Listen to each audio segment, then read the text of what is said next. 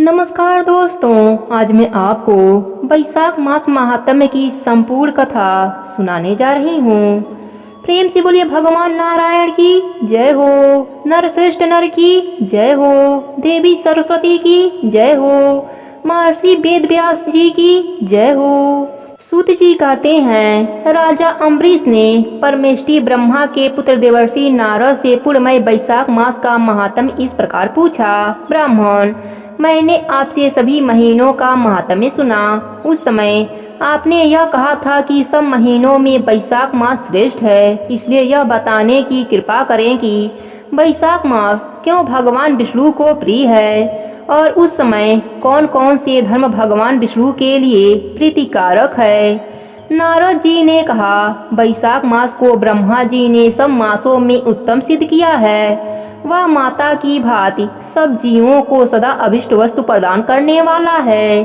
धर्म, यज्ञ, क्रिया और तपस्या का सार है। संपूर्ण देवताओं द्वारा पूजित है। जैसे विद्याओं में वेद विद्या, मंत्रों में प्रणव, वृक्षों में कल्प वृक्ष, धेनुओं में कामधेनु, देवताओं में विष्णु, वरों में ब्राह्मण, प्रिय वस्तुओं में प्राण, नदियों में गंगा जी, तेजों में सूर्य, अस्त्र शस्त्रों में चक्र, धातुओं में स्वर्ण, वैष्णवों में शिव तथा रत्नों में कौस्तुभल मणि है, उसी प्रकार धर्म के साधनभूत महीनों में बैसाख मास सबसे उत्तम है।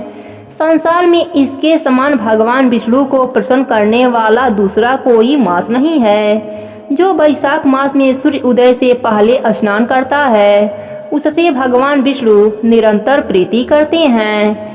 पाप तभी तक गर्जते हैं जब तक जीव बैसाख मास में प्रातः काल जल में स्नान नहीं करता। राजन, बैसाख के महीने में सब तीर्थ आदि देवता तीर्थ के अतिरिक्त बाहर के जल में भी सदैव स्थिर रहते हैं। भगवान विष्णु की आज्ञा से मनुष्यों का कल्याण करने के लिए वे सूर्य उदय से लेकर 6 दंड के भीतर तक वहां मौजूद रहते हैं। बैसाख के समान कोई मास नहीं है, सतयुग के समान कोई युग नहीं है, वेद के समान कोई शास्त्र नहीं है और गंगा जी के समान कोई तीर्थ नहीं है। जल के समान दान नहीं है, खेती के समान धन नहीं है और जीवन से बढ़कर कोई लाभ नहीं है। उपवास के समान कोई तप नहीं है, दान से बढ़कर कोई सुख नहीं है। दया के समान धर्म नहीं, धर्म के समान मित्र नहीं, सत्य के समान यश नहीं, आरोग्य के समान उन्नति नहीं, भगवान विष्णु से बढ़कर कोई रक्षक नहीं और बैसाख मास के समान संसार में कोई पवित्र मास नहीं है, ऐसा विद्वान पुरुषों का मत है। बैसाख श्रेष्ठ मास है और शेषयामी भगवान विष्णु को सदा प्रिय है। सब दानों से जो पुण्य होता है और सब तीर्थों में जो फल होता है, उसी को मनुष्य बैसाख मास में केवल जल दान करके प्राप्त कर लेता है। जो जल दान में असमर्थ है, ऐसे ऐश्वर्य की अभिलाषा करने वाले पुरुष को उचित है कि वह दूसरे को प्रबोध करें, दूसरे को जल दान का महत्व समझावें। यह सब दानों से बढ़कर हितकारी है। जो मनुष्य बैसाख में सड़क पर यात्रियों के लिए प्याऊ लगाता है, वह विष्णु लोक में प्रतिष्ठित होता है। नृपश्रेष्ठ पौसला या प्याऊ देवताओं, पितरों तथा ऋषियों को अत्यंत प्रीति देने वाला है। जिसने प्याऊ लगाकर रास्ते के थके मादे मनुष्यों को संतुष्ट किया है, उसने ब्रह्मा, विष्णु और शिव आदि देवताओं को संतुष्ट कर लिया है। राजन, बैसाख मास में जल की इच्छा रखने वाले को जल, छाया चाहने वाले को छाता और पंखे की इच्छा रखने वाले को पंखा देना चाहिए। राजेंद्र, जो प्यास से पीड़ित महात्मा पुरुष के लिए शीतल जल प्रदान करता है, वह उतने ही मात्र से 10,000 राजसूय यज्ञों का फल पाता है। धूप और परिश्रम से पीड़ित ब्राह्मण को जो पंखा डुलाकर हवा करता है, वह उतने ही मात्र से निष्पाप होकर भगवान का पार्षद हो जाता है। जो मार्ग में थके हुए श्रेष्ठ द्विज को वस्त्र से भी हवा करता है, वह उतने से ही मुक्त हो भगवान विष्णु का सायुज्य प्राप्त कर लेता है। जो शुद्ध चित्त से ताड़का पंखा देता है, वह सब पापों का नाश करके ब्रह्मलोक को जाता है। जो विष्णु प्रिय बैसाख मास में पादुका दान करता है, वह यमदूतों का तिरस्कार करके विष्णु लोक में जाता है। जो मार्ग में अनाथों के ठहरने के लिए विश्रामशाला बनवाता है, उसके पुण्य फल का वर्णन किया ही नहीं जा सकता। मध्यम में आए हुए ब्राह्मण अतिथि को यदि कोई भोजन दे तो उसके फल का अंत नहीं है। राजन, अन्य दान मनुष्यों को तत्काल तृप्त करने वाला है, इसलिए संसार में अन्य के समान कोई दान नहीं है। जो मनुष्य मार्ग के थके हुए ब्राह्मण के लिए आश्रय देता है, उसके पुण्य फल का वर्णन किया ही नहीं जा सकता। भूपाल, जो अन्नदाता है वह माता पिता आदि का भी विस्मरण कर देता है, इसलिए तीनों लोकों के निवासी अन्नदाता की ही प्रशंसा करते हैं। माता और पिता केवल जन्म के हेतु हैं, पर जो अन्न देकर पालन करता है मनीषी पुरुष, इस लोक में उसी को पिता कहते हैं। प्रेम से बोलिए विष्णु भगवान की जय हो। नारद जी कहते हैं, वैशाख मास में धूप से तपे और थके मादे ब्राह्मणों को श्रमनाशक सुखद पलंग देकर मनुष्य कभी जन्म मृत्यु आदि के कलेशों से कष्ट नहीं पाता। जो वैशाख मास में पहनने के लिए कपड़े और बिछावन देता है, वह उसी जन्मों में सब भोगों से संपन्न हो जाता है और समस्त पापों से रहित हो ब्रह्म निवारण मोक्ष को प्राप्त होता है। जो तिनके की बनी हुई या अन्य खजूर आदि के पत्तों की बनी हुई चटाई दान करता है, उसकी उस चटाई पर साक्षात भगवान विष्णु शयन करते हैं। चटाई देने वाला बैठने और बिछाने आदि में सब ओर से सुखी रहता है। जो सोने के लिए चटाई और कंबल देता है, वह उतने ही मात्र से मुक्त हो जाता है। निद्रा से दुख का नाश होता है, निद्रा से थकावट दूर होती है और वह निद्रा चटाई पर सोने वाले को सुख पूर्वक आ जाती है। धूप से कष्ट पाए हुए श्रेष्ठ ब्राह्मण को जो सूक्ष्म वस्त्र दान करता है, वह पूर्ण आयु और परलोक में उत्तम गति को पाता है। जो पुरुष ब्राह्मण को फूल और रोली देता है, वह लौकिक भोगों का भोग करके मोक्ष को प्राप्त हो जाता है। जो खस, कुश और जल से वसी चंदन देता है, वह सब भोगों में देवताओं की सहायता पाता है तथा उसके पाप और दुख की हानि होकर परमा आनंद की प्राप्ति होती है। वैशाख के धर्म को जानने वाला जो पुरुष गोरोचन और कस्तूरी का दान करता है, वह तीनों तापों से मुक्त होकर परम शांति को प्राप्त होता है। जो विश्रामशाला बनवाकर प्याऊ सहित ब्राह्मण को दान करता है, वह लोकों का अधिपति होता है। जो सड़क के किनारे बगीचा, पोखरा, कुआं और मंडप बनवाता है, वह धर्मात्मा है। उसे पुत्रों की क्या आवश्यकता है। उत्तम शास्त्र का श्रवण, तीर्थ यात्रा, सत्संग, जलदान, अन्नदान, पीपल का वृक्ष लगाना तथा पुत्र, इन 7 को विज्ञ पुरुष संतान मानते हैं। जो वैशाख मास में तापनाशक चक्र दान करता है, वह इस पृथ्वी पर विद्वान और धनवान होता है। धूप के समय मट्ठे के समान कोई दान नहीं, इसलिए रास्ते के थके मादे ब्राह्मण को मट्ठा देना चाहिए। जो वैशाख मास में धूप की शांति के लिए दही और खाड़ का दान करता है तथा विष्णु प्रिय वैशाख मास में जो स्वच्छ चावल देता है, वह पूर्ण आयु और संपूर्ण यज्ञों का फल पाता है। जो पुरुष ब्राह्मण के लिए गोघृत अर्पण करता है, वह अश्वमेघ यज्ञ का फल पाकर विष्णु लोक में आनंद का अनुभव करता है। जो दिन के ताप की शांति के लिए सायं काल में ब्राह्मण को ऊख दान करता है, उसको अच्छे पुण्य प्राप्त होता है। जो वैशाख मास में शाम को ब्राह्मण के लिए फल और शरबत देता है, उससे उसके पितरों का निश्चय ही अमृत पान का अवसर मिलता है। जो वैशाख के महीने में पके हुए आम के फल के साथ शरबत देता है, उसके सारे पाप निश्चय ही नष्ट हो जाते हैं। जो वैशाख की अमावस्या को पितरों के उद्देश्य से कस्तूरी, कपूर, बेला और खस की सुगंध से वासी शरबत से भरा हुआ घड़ा दान करता है, वह 96 घड़ा दान करने का पुण्य पाता है। वैशाख मास में तेल लगाना, दिन में सोना, काशी के पात्र में भोजन करना, खाट पर सोना, घर में नहाना, निषिद्ध पदार्थ खाना, दोबारा भोजन करना तथा रात में खाना, यह 8 बातें त्याग देनी चाहिए। जो वैशाख में व्रत का पालन करने वाला पुरुष पत्ते पर भोजन करता है, वह सब पापों से मुक्त हो विष्णु लोक में जाता है। जो विष्णु भक्त पुरुष वैशाख मास में नदी स्नान करता है, वह 3 जन्मों के पापों से निश्चय ही मुक्त हो जाता है। जो प्रातः काल सूर्य उदय के समय किसी समुद्रगामी नदी में वैशाख स्नान करता है वह 7 जन्मों के पापों से तत्काल छूट जाता है। जो मनुष्य 7 गंगाओं में से किसी में भी उस काल में स्नान करता है वह करोड़ों जन्मों में उपार्जित किए हुए पापों से निसंदेह मुक्त हो जाता है। गंगा, गंगोत्री, यमुना, सरस्वती, कावेरी, नर्मदा और बेड़ी ये 7 गंगाएं कहीं गई हैं। वैशाख मास आने पर जो प्रातः काल बावलियों में स्नान करता है उसके महापातकों का नाश हो जाता है। कंद, मूल, फल, शाक, नमक, गुड़, बेर, पत्र, जल और तक्र जो भी वैशाख में दिया जाए सब अक्षय होता है। ब्रह्मा आदि देवता भी बिना दिए हुए कोई वस्तु नहीं पाते। जो दान से हीन है वह निर्धन होता है। अतः सुख की इच्छा रखने वाले पुरुष को वैशाख मास में अवश्य दान करना चाहिए। सूर्य देव के मेष राशि में स्थित होने पर भगवान विष्णु के उद्देश्य से अवश्य प्रातः काल स्नान करके भगवान विष्णु की पूजा करनी चाहिए। कोई महिरथ नाम का एक राजा था जो कामनाओं में आसक्त और अजितेंद्रिय था। वह केवल वैशाख स्नान के सुयोग से स्व वैकुंठ धाम को चला गया। वैशाख मास के देवता भगवान मधुसूदन हैं, अतएव वह सफल मास है। वैशाख मास में भगवान की प्रार्थना का मंत्र इस प्रकार है। हे मधुसूदन, हे देवेश्वर माधव, मैं मेष राशि में सूर्य के स्थित होने पर वैशाख मास में प्रातः स्नान करूंगा।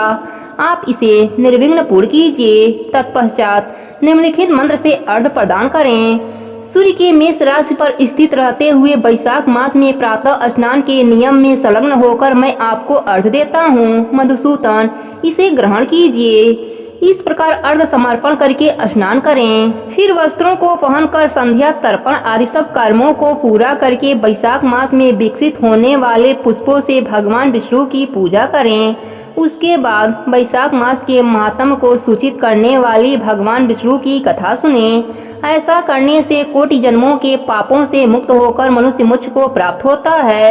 यह शरीर अपने अधीन है, जल भी अपने अधीन ही है, साथ ही अपनी जीवा भी अपने बस में है। अतः इन स्वाधीन शरीर से स्वाधीन जल में स्नान करके स्वाधीन जीवा से हरि इन 2 अक्षरों का उच्चारण करें।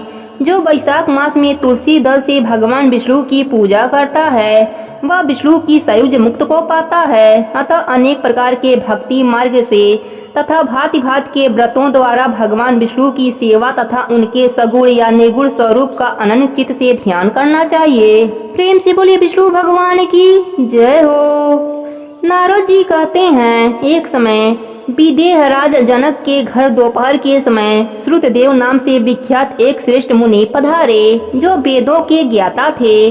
उन्हें देखकर राजा बड़े उल्लास के साथ उठकर खड़े हो गए और मधुपर्क आदि सामग्रियों से उनकी विधिवत पूजा करके राजा ने उनके चरणों पद को अपने मस्तक पर धारण किया। इस प्रकार स्वागत सत्कार के पश्चात जब वे आसन पर विराजमान हुए तब विदेह राजा के प्रश्न के अनुसार वैशाख मास के महात्म्य का वर्णन करते हुए वे इस प्रकार बोले। श्रुतदेव ने कहा, राजन, जो लोग वैशाख मास में धूप से संतप्त होने वाले महात्मा पुरुषों के ऊपर छाता लगाते हैं उन्हें अनन्य पुण्य की प्राप्ति होती है। इस विषय में एक प्राचीन इतिहास का उदाहरण दिया करते हैं। पहले वंग देश में हेमकांत नाम से विख्यात एक राजा हो गए हैं। वे कुशकेतु के पुत्र परम बुद्धिमान और शस्त्रधारियों में श्रेष्ठ थे। एक दिन वे शिकार खेलने में आसक्त होकर एक गहन वन में जा घुसे।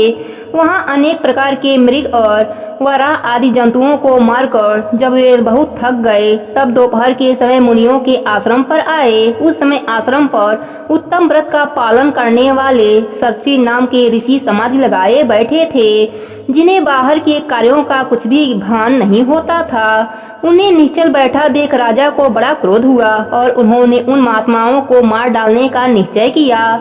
तब उन ऋषियों के 10,000 शिष्यों ने राजा को मना करते हुए कहा, ओ खोटी बुद्धि वाले नरेश, हमारे गुरु लोग इस समय समाधि में स्थित हैं। बाहर क्या हो रहा है इसको ये नहीं जानते, इसलिए इन पर तुम्हें क्रोध नहीं करना चाहिए। तब राजा ने क्रोध से विवल होकर शिष्यों से कहा, द्विज कुमारों, मैं मार्ग से थका मादा यहाँ आया हूँ, अतः तुम्ही लोग मेरी अतिथि करो। राजा के ऐसा कहने पर वे शिष्य बोले, हम लोग भिक्षा मांगकर खाने वाले हैं। गुरुजनों ने हमें किसी के अतिथि के लिए आज्ञा नहीं दिया है। हम सर्वथा गुरु के अधीन हैं, अतः तुम्हारा अतिथि कैसे कर सकते हैं। शिष्यों का यह कोरा उत्तर पाकर राजा ने उन्हें मारने के लिए धनुष उठाया और इस प्रकार कहा, मैंने हिंसक जीवों और लुटेरों के भय आदि से जिनकी अनेकों बार रक्षा की है, जो मेरे दिए हुए दानों पर ही फलते हैं, वे आज मुझे ही सिखलाने चले हैं। ये मुझे नहीं जानते, ये सभी कृतज्ञ और बड़े अभिमानी हैं। इन सबको मार डालने पर भी मुझे कोई दोष नहीं लगेगा। ऐसा कहकर वे कुपित हो धनुष से बाढ़ छोड़ने लगे। बेचारे शिष्य आश्रम छोड़कर भय से भाग चले। भागने पर भी हेमकांत ने उनका पीछा किया और 300 शिष्यों को मार गिराया। शिष्यों के भाग जाने पर आश्रम पर जो कुछ सामग्री थी उसे राजा के पापात्मा सैनिक ने लूट लिया। राजा के अनुमोदन से ही उन्होंने वहां इच्छा अनुसार भोजन किया। तत्पश्चात दिन बीतते गए। राजा सेना के साथ अपनी पुरी में आ गए। राजा कुशकेतु ने जब अपने पुत्र का यह अन्यायपूर्ण कार्य सुना, तब उसे राज्य करने के अयोग्य जानकर उसकी निंदा करते हुए उसे देश निकाला दे दिया। पिता के त्याग देने पर हेमकांत घने वन में चले गए।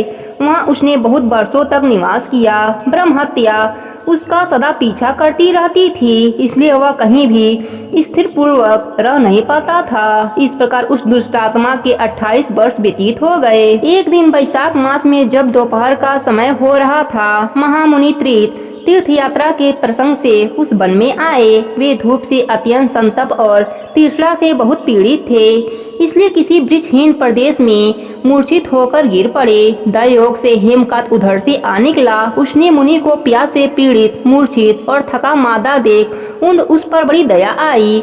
उसने पलाश के पत्तों से छत्र बनाकर उनके ऊपर आई हुई धूप का निवारण किया। वह स्वयं मुनि के मस्तक पर छाता लगाए खड़ा हुआ और तुम्बी में रखा हुआ जल उसके मुंह में डाला। उस उपचार से मुनि को चेत हो आया और उन्होंने छत्री के दिए हुए पत्ते के छाते को लेकर अपनी व्याकुलता दूर की। उनकी इंद्रियों में कुछ शक्ति आई और वे धीरे धीरे किसी गांव में पहुंच गए। उस पुण्य के प्रभाव से हेमकांत की 300 ब्रह्म हत्याएं नष्ट हो गईं। इसी समय यमराज के दूत हेमकांत को लेने के लिए वन में आए। उन्होंने उसके प्राण लेने के लिए संग्रहणी रोग पैदा किया। उस समय प्राण छूटने की पीड़ा से छटपटाते हुए हेमकांत ने 3 अत्यंत भयंकर यमदूतों को देखा, जिनके बाल ऊपर की ओर उठे हुए थे। उस समय अपने कर्मों को याद करके वह चुप हो गया।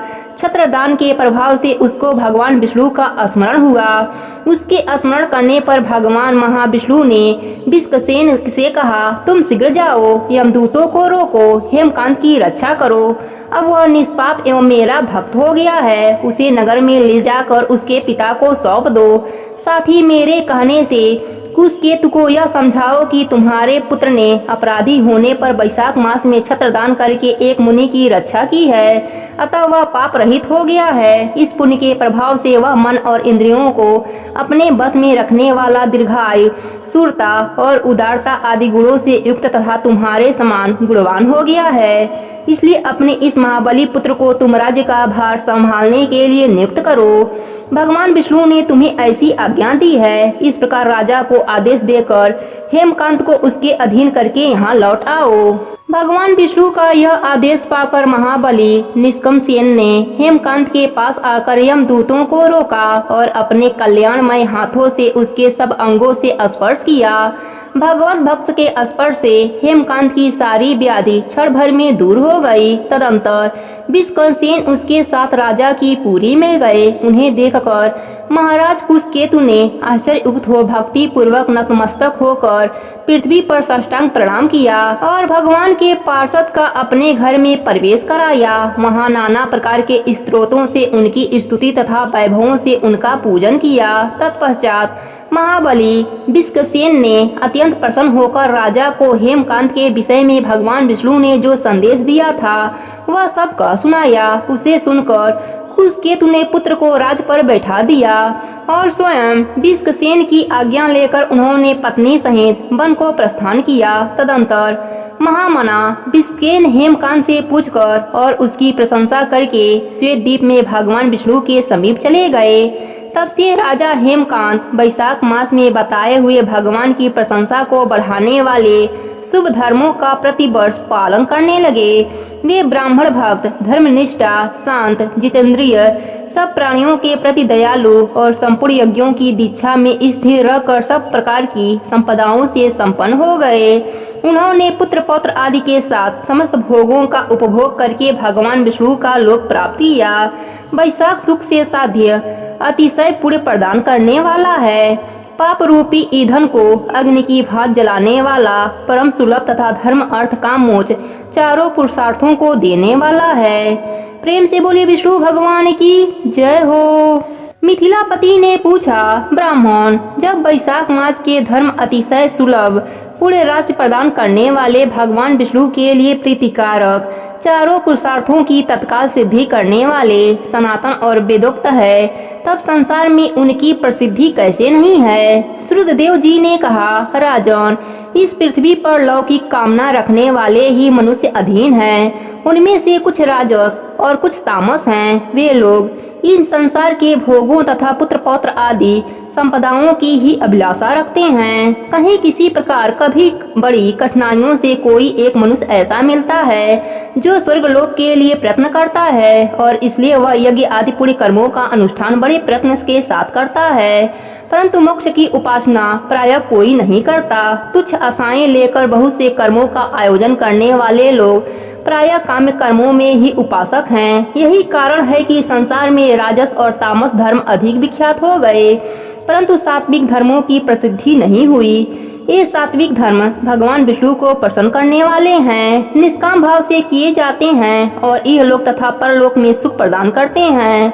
देव माया से मोहित होने के कारण मूढ़ मनुष्य इन धर्मों को जानते ही नहीं हैं। पूर्व काल की बात है, काशीपुरी में कीर्तिमान नाम से विख्यात एक चक्रवर्ती राजा थे। वे इच्छाकुश वंश के भूषण तथा महाराज नृग के पुत्र थे। संसार में उनका बड़ा यश था। वे अपनी इंद्रियों पर और क्रोध पर विजय पा चुके थे। ब्राह्मणों के प्रति उनके मन में बड़ी भक्ति थी। राजाओं में उनका स्थान बहुत ऊंचा था। एक दिन वे मृगया के आसक्त होकर महर्षि वशिष्ठ के आश्रम पर आए।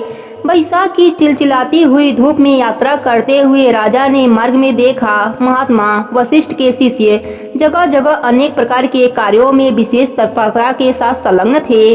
वे कहीं पौसला बनाते थे और कहीं छाया मंडल किनारे पर झरनों के जल को रोककर स्वच्छ बावली बनाते थे, कहीं वृक्षों के नीचे बैठे हुए लोगों को पंखा डुलाकर हवा करते थे, कहीं ऊख देते, कहीं सुगंधित प्रसाद भेंट करते और कहीं फल देते थे। दोपहरी में लोगों को छाता देते और संध्या के समय शरबत। कोई शिष्य घनी छाया वाले वन में झाड़ बुहार कर साफ किए हुए आश्रम के प्रांगणों में हितकारक बालुका बिछाते थे और कुछ लोग वृक्षों की शाखा में झूला लटकाते थे। उन्हें देखकर राजा ने पूछा, आप लोग कौन हैं? उन्होंने उत्तर दिया, हम लोग महर्षि वशिष्ठ के शिष्य हैं। राजा ने पूछा, यह सब क्या हो रहा है? वे बोले, यह वैशाख मास में कर्तव्य रूप में बताए गए धर्म हैं, जो धर्म, अर्थ, काम, मोक्ष चारों पुरुषार्थों के साधक हैं। हम लोग गुरुदेव वशिष्ठ की आज्ञा से इन धर्मों का पालन करते हैं। राजा ने पुनः पूछा, इनके अनुष्ठान से मनुष्यों को कौन सा फल मिलता है? किस देवता की प्रशंसा होती है? उन्होंने उत्तर दिया, हमें इस समय यह बताने के लिए अवकाश नहीं है। आप गुरु जी से ही यथोचित प्रश्न कीजिए। वे महायशस्वी महर्षि इन धर्मों को यथार्थ रूप में जानते हैं। शिष्यों से ऐसा उत्तर पाकर राजा शीघ्र महर्षि वशिष्ठ के पास पवित्र आश्रम पर, जो विद्या और योग शक्ति से संपन्न था, वहाँ गए। राजा को आते देख महर्षि वशिष्ठ मन ही मन बड़े प्रसन्न हुए। उन्होंने सेवकों सहित महात्मा राजा का विधि पूर्वक अतिथि सत्कार किया। जब वे आराम से बैठ गए, तब गुरु वशिष्ठ से प्रशंसा पूर्वक बोले, भगवान, मैंने मार्ग में आपके शिष्यों द्वारा परम आश्चर्यमय शुभ कर्मों का अनुष्ठान होते देखा है, किंतु उसके संबंध में जब प्रश्न किया तब उन्होंने दूसरी कोई बात न बताकर आपके पास जाने की आज्ञा दी। उनकी आज्ञा के अनुसार मैं इस समय आपके समीप आया हूँ। मेरे मन में उन धर्मों को सुनने की बड़ी इच्छा है, अतः आप मुझसे उनका वर्णन करें। तब महायशस्वी वशिष्ठ जी ने प्रशंसा पूर्वक कहा, राजन, तुम्हारी बुद्धि को उत्तम शिक्षा मिली है। अतः उसने यह उत्तम निश्चय किया है, भगवान विष्णु की कथा के श्रवण और भगवत कर्मों के अनुष्ठान में जो तुम्हारी बुद्धि की अध्यंती प्रविष्टि हुई है, यह तुम्हारे किसी पुण्य का ही फल है, जिसने वैशाख मास में बताए हुए महाधर्मों के द्वारा भगवान श्री हरि की आराधना की है। उसके उन धर्मों से भगवान बहुत संतुष्ट होते और उन्हें मनोवांछित वस्तु प्रदान करते हैं। संपूर्ण जगत के स्वामी भगवान लक्ष्मीपति समस्त पाप राशि का विनाश करने वाले हैं। वे सूक्ष्म धर्मों से प्रसन्न होते हैं, केवल परिश्रम और धन से नहीं।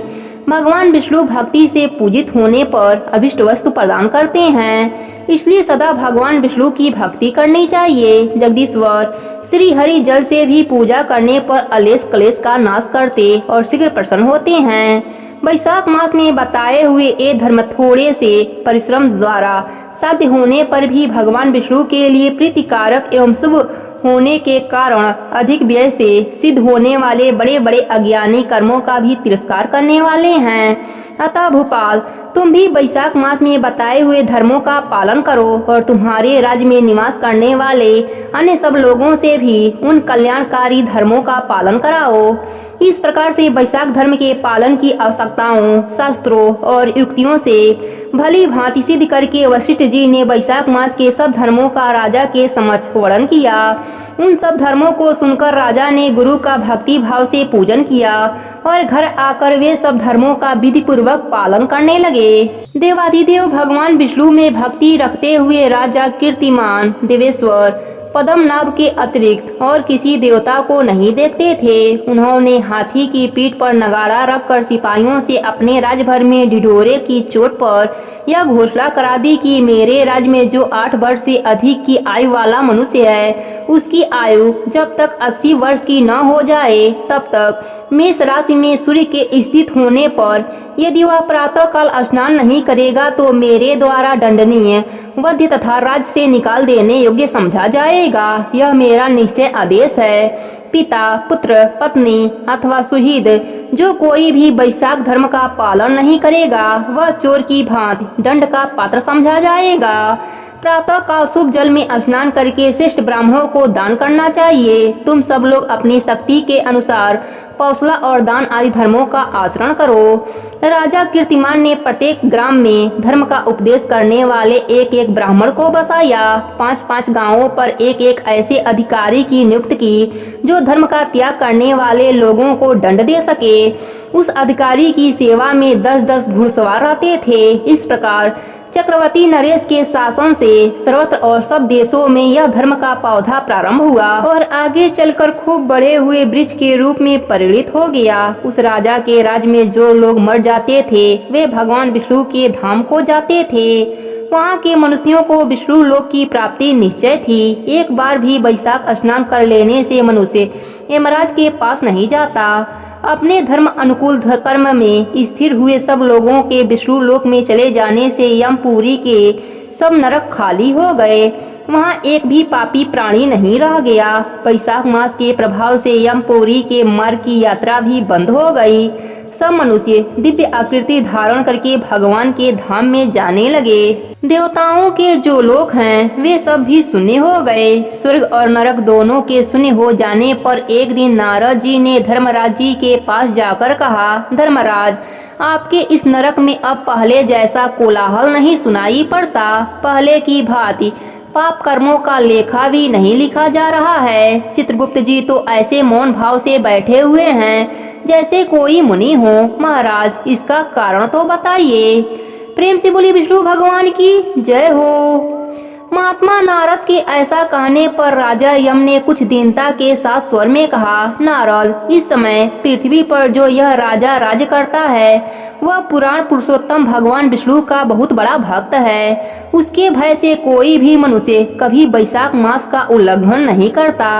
उस पुण्य कर्म के प्रभाव से सभी भगवान विष्णु के परम धाम में जाते हैं। मुनि श्रेष्ठ, उस राजा ने इस समय मेरे लोक का मार्ग लुप्त सा कर रखा है, स्वर्ग और नरक दोनों ही शून्य कर दिया है। अतः ब्रह्मा जी के समीप जाकर यह सब समाचार उनसे निवेदन करके तभी मैं स्वस्थ होऊंगा। ऐसा निश्चय करके यमराज ब्रह्मा जी के लोक में गए।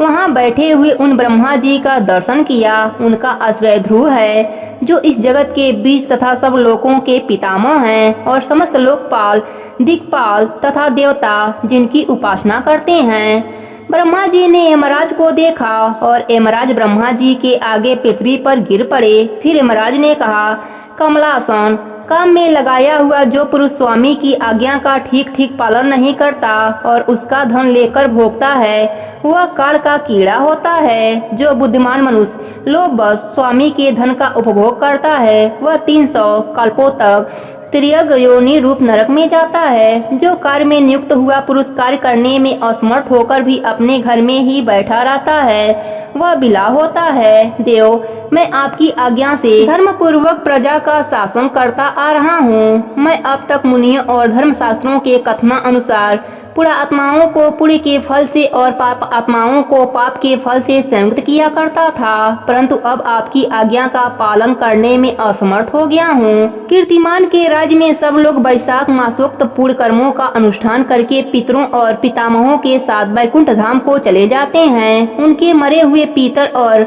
मातामह आदि भी विष्णु लोक में चले जाते हैं।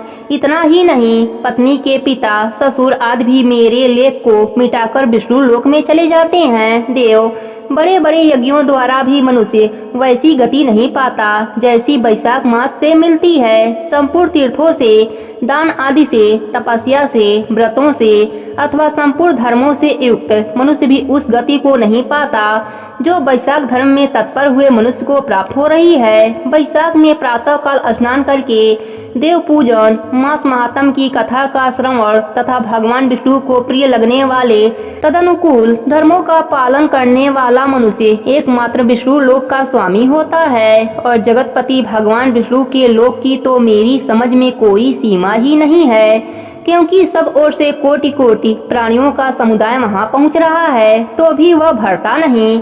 इस संसार में पवित्र और अपवित्र सभी लोग राजा की आज्ञा से वैशाख मास के धर्म का पालन करके विष्णु लोक को जा रहे हैं। लोकनाथ, उसकी प्रेरणा से संसारहीन मनुष्य भी वैशाख स्नान से वैकुंठ धाम को चले जाते हैं। वह केवल भगवान विष्णु के चरणों की शरण लेने वाला है। जान पड़ता है वह समस्त संसार को विष्णु लोक में पहुंचा देगा। जो पुत्र, धर्म, अर्थ, काम और मोक्ष के प्रतिकूल चलता हो, वह पृथ्वी पर माता के पेट से पैदा हुआ रोग है। वह अधम पुरुष अपनी माता का घात करने वाला कहा जाता है, किंतु राजा कीर्तिमान की माता और उसकी पत्नी का पूरे संसार में विख्यात है। उसकी माता एकमात्र वीर जननी है और वह राजा निश्चय ही संसार में बहुत बड़ा वीर है। जिस प्रकार कीर्तिमान मेरी लिपि को मिटाने में उद्धत हुआ है, ऐसी उद्योग पुराणों में और किसी का नहीं सुना गया है। भगवान विष्णु की भक्ति में तत्पर हुए राजा कीर्तिमान के सिवा दूसरे ऐसे किसी को भी मैं नहीं जानता जो डंका बजाकर घोषणा करते हुए लोगों को ऐसी प्रेरणा देता हो और मेरे लोक के मार्ग को विलुप्त करने की चेष्टा कर रहा हो। प्रेम से बोलिए विष्णु भगवान की जय हो। ब्रह्मा जी ने कहा, हे महाराज, तुमने क्या आश्चर्य देखा है? क्यों तुम्हें खेद हो रहा है? भगवान गोविंद को एक बार भी प्रणाम कर लिया जाए तो वह 100 अश्वमेघ यज्ञों के अवभृत स्नान के समान होता है। यज्ञ करने वाला तो पुनः इस संसार में जन्म लेता है, परंतु भगवान को किया हुआ प्रणाम पूर्व जन्म हेतु नहीं बनता, मुक्ति की प्राप्ति करा देता है। जिसकी जीवा के अग्रभाग पर हरि या 2 अक्षर विद्यमान है, उसको कुरुक्षेत्र तीर्थ के सेवन अथवा सरस्वती नदी के जल में स्नान करने से क्या लेना है।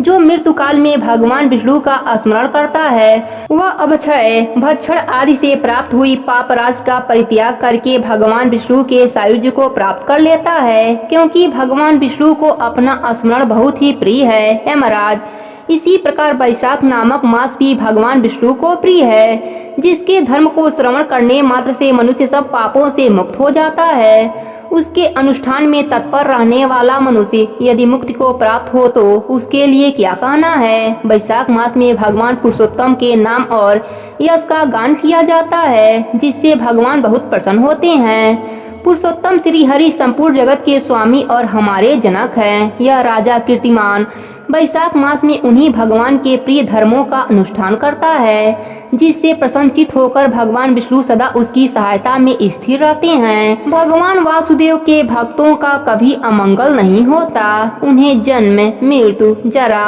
और व्याधि का भय भी नहीं प्राप्त होता। कार्य में नियुक्त किया हुआ पुरुष आदि अपनी पूरी शक्ति लगाकर स्वामी के कार्य साधना की चेष्टा करता है तो उतने से ही वह कृतार्थ हो जाता है। यदि शक्ति के बाहर का कार्य उपस्थित हो जाए तो स्वामी को उसकी सूचना दे दें। उतना कर देने से वह उत्तीर्ण हो जाता है और सुख का भागी होता है। जिसने उस प्रयोजन को स्वामी से निवेदन कर दिया है, उसके ऊपर न तो कोई ऋण है और न पातक ही लगता है। अपने कर्तव्य पालन के लिए पूरा यत्न कर लेने पर प्राणी का कोई अपराध नहीं रहता। यह कार्य तुम्हारे लिए असंभव है, अतः इसके विषय में तुम्हें शोक नहीं करना चाहिए। ब्रह्मा जी के ऐसा कहने पर यमराज ने दिन बारी में कहा, तात मैंने आपके चरणों की सेवा से सब कुछ पा लिया। तब ब्रह्मा जी ने पुनः समझाते हुए कहा, धर्मराज, राजा कीर्तिमान विष्णु धर्म के पालन में तत्पर हैं। चलो हम लोग भगवान विष्णु के समीप चलें और उन्हें सब बात बताकर पीछे उनके कथना अनुसार कार्य किया जाएगा। वे ही इस जगत के कर्ता और धर्म के रक्षक हैं। इस प्रकार यमराज को आश्वासन देकर ब्रह्मा जी उनके साथ क्षीर सागर के तट पर गए। वहां उन्होंने सच्चिदानंद स्वरूप गुणातीत परमेश्वर विष्णु का स्तमन किया। ब्रह्मा जी की स्तुति से संतुष्ट होकर भगवान विष्णु वहां प्रकट हुए। यमराज और ब्रह्मा जी ने तुरंत ही उनके चरणों में मस्तक झुकाया। तब भगवान महाविष्णु ने मेघ के समान गंभीर वाणी में उन दोनों से कहा, तुम लोग यहाँ क्यों आए हो? ब्रह्मा जी ने कहा, प्रभु, आपके श्रेष्ठ भक्त राजा कीर्तिमान के शासन काल में सब मनुष्य वैशाख धर्म के पालन में संलग्न हो आपके अविनाशी पद को प्राप्त हो रहे हैं। इससे यमपुरी सुनी हो गई है। उनके ऐसा कहने पर भगवान विष्णु हंसते हुए बोले, मैं लक्ष्मी को त्याग दूंगा। अपने प्राण, शरीर, श्रीवत्स्य, कौस्तुभमणि मणि, वैजंती माला, श्वेतदीप, वैकुंठ धाम, क्षीर सागर, शेषनाग तथा गरुड़ जी को भी छोड़ दूंगा, परंतु अपने भक्त का त्याग नहीं कर सकूंगा, जिन्होंने मेरे लिए सब भोगों का त्याग करके अपना जीवंत मुझे सौंप दिया है, जो मुझ में मन लगाकर मेरे स्वरूप को हो गए हैं। उन महाभाग भक्तों को मैं कैसे त्याग सकता हूँ? राजा कीर्तिमान को इस पृथ्वी पर मैंने 10,000 वर्षों की आयु दी है। उससे 8,000 वर्ष तो बीत गए। शेष आयु और बीत जाने पर उसे मेरे सायुज्य प्राप्त होगा। उसके बाद पृथ्वी पर बेन नामक दुष्टात्मा राजा होगा, जो संपूर्ण वेदोक्त धर्मोक्त का लोप कर देगा। उस समय वैशाख मास के धर्म भी छिन्न भिन्न हो जाएंगे। बेन अपने ही पाप से भस्म हो जाएगा। तत्पश्चात मैं पृथु होकर पुनः सब धर्मों का प्रचार करूंगा। उस समय लोगों में वैशाख मास के धर्म को भी प्रसिद्ध करूंगा। सहस्त्रों मनुष्यों में जो कोई एक ऐसा होता है जो मुझ में अपने मन प्राण अर्पित करके अपना सर्वस्व मुझे अर्पित कर देता है और मेरा भक्त हो जाता है, जो ऐसा होता है वही मेरे धर्मों का प्रचार करता है। इस वैशाख मास में से भी मैं वैशाख धर्म में तत्पर होने वाले महात्मा पुरुषों तथा राजा के द्वारा समय अनुसार तुम्हारे लिए भाग दिलाऊंगा। लोक में जो कोई वैशाख मास का व्रत करेंगे वे तुम्हें भाग देने वाले होंगे। उनके वैशाख मास में बताए हुए महाधर्म के पालन में तुम कभी विघ्न न उपस्थित करना। यमराज को इस प्रकार आश्वासन देकर भगवान विष्णु वहीं अंतर ध्यान हो गए। ब्रह्मा जी भी अपने सेवकों के साथ साथ लोक को चले गए। उनके बाद यमराज भी अपनी पुरी को पधारे। वैशाख मास की पूर्णिमा को पहले धर्मराज के उद्देश्य से जल से भरा हुआ घड़ा, दही और अन्न देना चाहिए। उसके बाद पितरों, गुरुओं और भगवान विष्णु के उद्देश्य से शीतल जल, दही, अन्न, पान और दक्षिणा फल के साथ काशी के पात्र में रखकर ब्राह्मण को देना चाहिए। भगवान विष्णु की दिव्य प्रतिमा वैशाख मास की महात्म्य कथा सुनने वाले दिन ब्राह्मण को देनी चाहिए। उस धर्मवक्ता ब्राह्मण को अपने धन से भी पूजित करना चाहिए। राजा कीर्तिमान ने सब कुछ उसी प्रकार किया। उन्होंने पृथ्वी पर मनवांछित भोग भोग कर शेष वायु पूर्ण होने के पश्चात पुत्र पौत्र आदि के साथ श्री विष्णु धाम को प्रस्थान किया। मिथिलापति ने कहा, महामते, दुरात्मा राजा वेग प्रथम मनमंत्र में हुआ था और ये राजा इक्ष्वाकुकुलस भूषण कीर्तिमान वैसंत ममंत्र के व्यक्ति हैं। यह बात पहले मैंने आपके मुख से सुन रखी है, परंतु इस समय आपने और ही बात कही है कि यह राजा जब वैकुंठवासी हो जाएंगे उसके बाद राजा बेन उत्पन्न होगा। मेरे इस संशय को आप निवृत्त कीजिए। सूतदेव ने कहा, राजन, पुराणों में जो विषमता प्रतीत होती है वह युग भेद और कल्प भेद की व्यवस्था के अनुसार है। किसी कल्प में ऐसा ही हुआ होगा कि पहले राजा कीर्तिमान और पीछे बेन हुआ होगा। इसलिए कहीं कथा में समय की विपरीतता देखकर उसके अप्रामाणिक होने की आशंका नहीं करना चाहिए। प्रेम से बोले विष्णु भगवान की जय हो। श्रुतदेव बोले, मेष राशि में सूर्य के स्थित रहने पर जो वैशाख मास में प्रातः काल स्नान करता है और भगवान विष्णु की पूजा करके इस कथा को सुनता है, वह सब पापों से मुक्त हो भगवान विष्णु के परम धाम को प्राप्त होता है। इस विषय में एक प्राचीन इतिहास कहते हैं, जो सब पापों का नाशक, पवित्र कारण, धर्मानुकूल, वंदनीय और पुरातन है। गोदावरी के तट पर शुंभ ब्रह्मस्वर क्षेत्र में महर्षि दुर्वासा के 2 शिष्य रहते थे, जो परमहंस ब्रह्मनिष्ठा उपनिषद विद्या में परिनिष्ठित और इच्छा रहित थे। वे भिक्षा पात्र भोजन करते और पुण्यमय जीवन बिताते हुए गुफा में निवास करते थे। उनमें से एक का नाम सत्यनिष्ठ और दूसरे का नाम तपोनिष्ठ।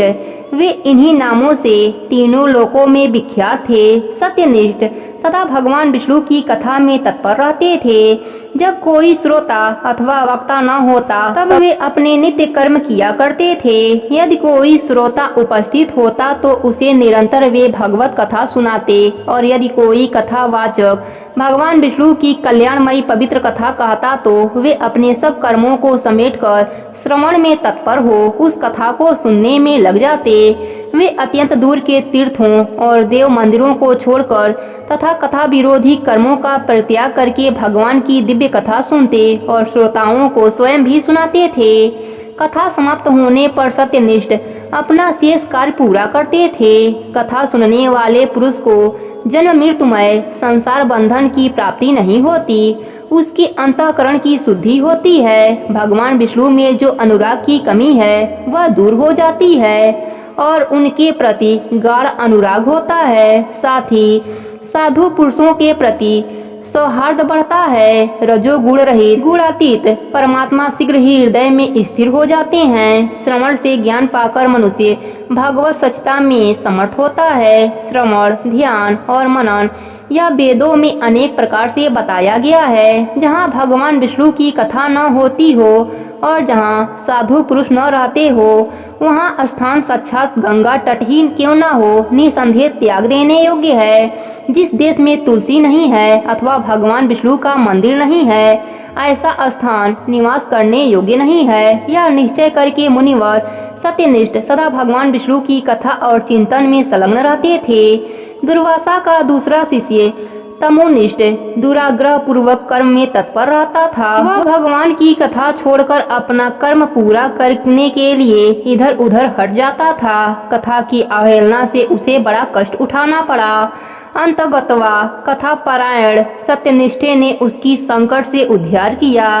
जहाँ लोगों के पाप का नाश करने वाली भगवान विष्णु की पवित्र कथा होती है, वहाँ सब तीर्थ और अनेक प्रकार के क्षेत्र स्थिर रहते हैं। जहाँ विष्णु कथा रूपी पुण्यमयी नदी बहती रहती है, उस देश में निवास करने वालों की मुक्ति उनके हाथ में ही है।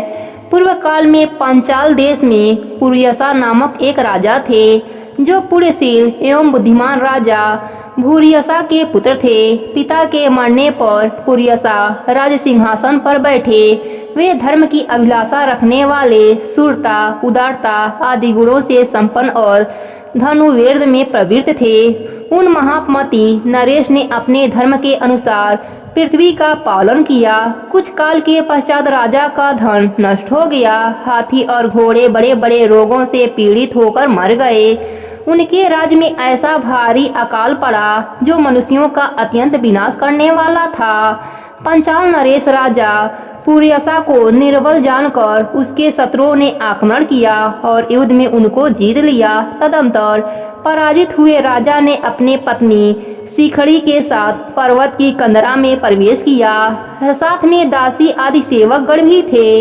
इस प्रकार छिपे रहकर राजा मन ही मन विचार करने लगे कि मेरी यह क्या अवस्था हो गई। मैं जन्म और कर्म से शुद्ध हूँ, माता और पिता के हित में तत्पर रहता हूँ, गुरु भक्त, उदार, ब्राह्मणों का सेवक, धर्मपरायण, सब प्राणियों के प्रति दयालु, देव पूजन और चित्रेंद्रिय भी हूँ। फिर किस कर्म से मुझे यह विशेष दुख देने वाली दरिद्रता प्राप्त हुई है? किस कर्म से मेरी पराजय हुई और किस कर्म के फल स्वरूप मुझे यह वनवास मिला है? इस प्रकार चिंता से व्याकुल होकर राजा ने खिंचित से अपने सर्वज्ञ गुरु मुनि श्रेष्ठ याज और उपयाज का स्मरण किया। राजा के आवाहन करने पर दोनों बुद्धिमान मुनिवर वहां आए। उन्हें देखकर पंचाल प्रिय नरेश सहसा उठकर खड़े हो गए और बड़ी भक्ति के साथ गुरु के चरणों में नतमस्तक रखकर प्रणाम किया। फिर वन में पैदा होने वाली शुभ सामग्रियों के द्वारा उन्होंने उन दोनों का पूजन किया और विनती भाव से पूछा, विप्रवर, मैं गुरु चरणों में भक्ति रखने वाला हूँ। मुझे किस कर्म से यह दरिद्रता, कोष हानि और शत्रुओं से पराजय प्राप्त हुई है? किस कारण से मेरा वनवास हुआ और मुझे अकेले रहना पड़ा? मेरे न कोई पुत्र है, न भाई है, न हितकारी मित्र हैं। मेरे द्वारा सुरक्षित राज्य में यह बड़ा भारी अकाल कैसे पड़ गया? ये सब बातें विस्तार पूर्वक मुझे समझाइए। राजा के इस प्रकार पूछने पर वे दोनों मुनि श्रेष्ठ कुछ देर ध्यान मग्न होकर इस प्रकार बोले, राजन, तुम पहले के 10 जन्मों तक महापापी व्याध रहे हो। तुम सब लोगों के प्रति क्रूर और हिंसा परायण थे। तुमने कभी लेश मात्र की धर्म का अनुष्ठान नहीं किया। इंद्रिय संयम तथा मनोनिग्रह का तुमसे सर्वथा अभाव था। तुम्हारी जीवा किसी प्रकार भगवान विष्णु के नाम नहीं लेती थी। तुम्हारी चित गोविंद के चारु चरणारविंद का चिंतन नहीं करता था और तुमने कभी मस्तक नवाकर परमात्मा को प्रणाम नहीं किया।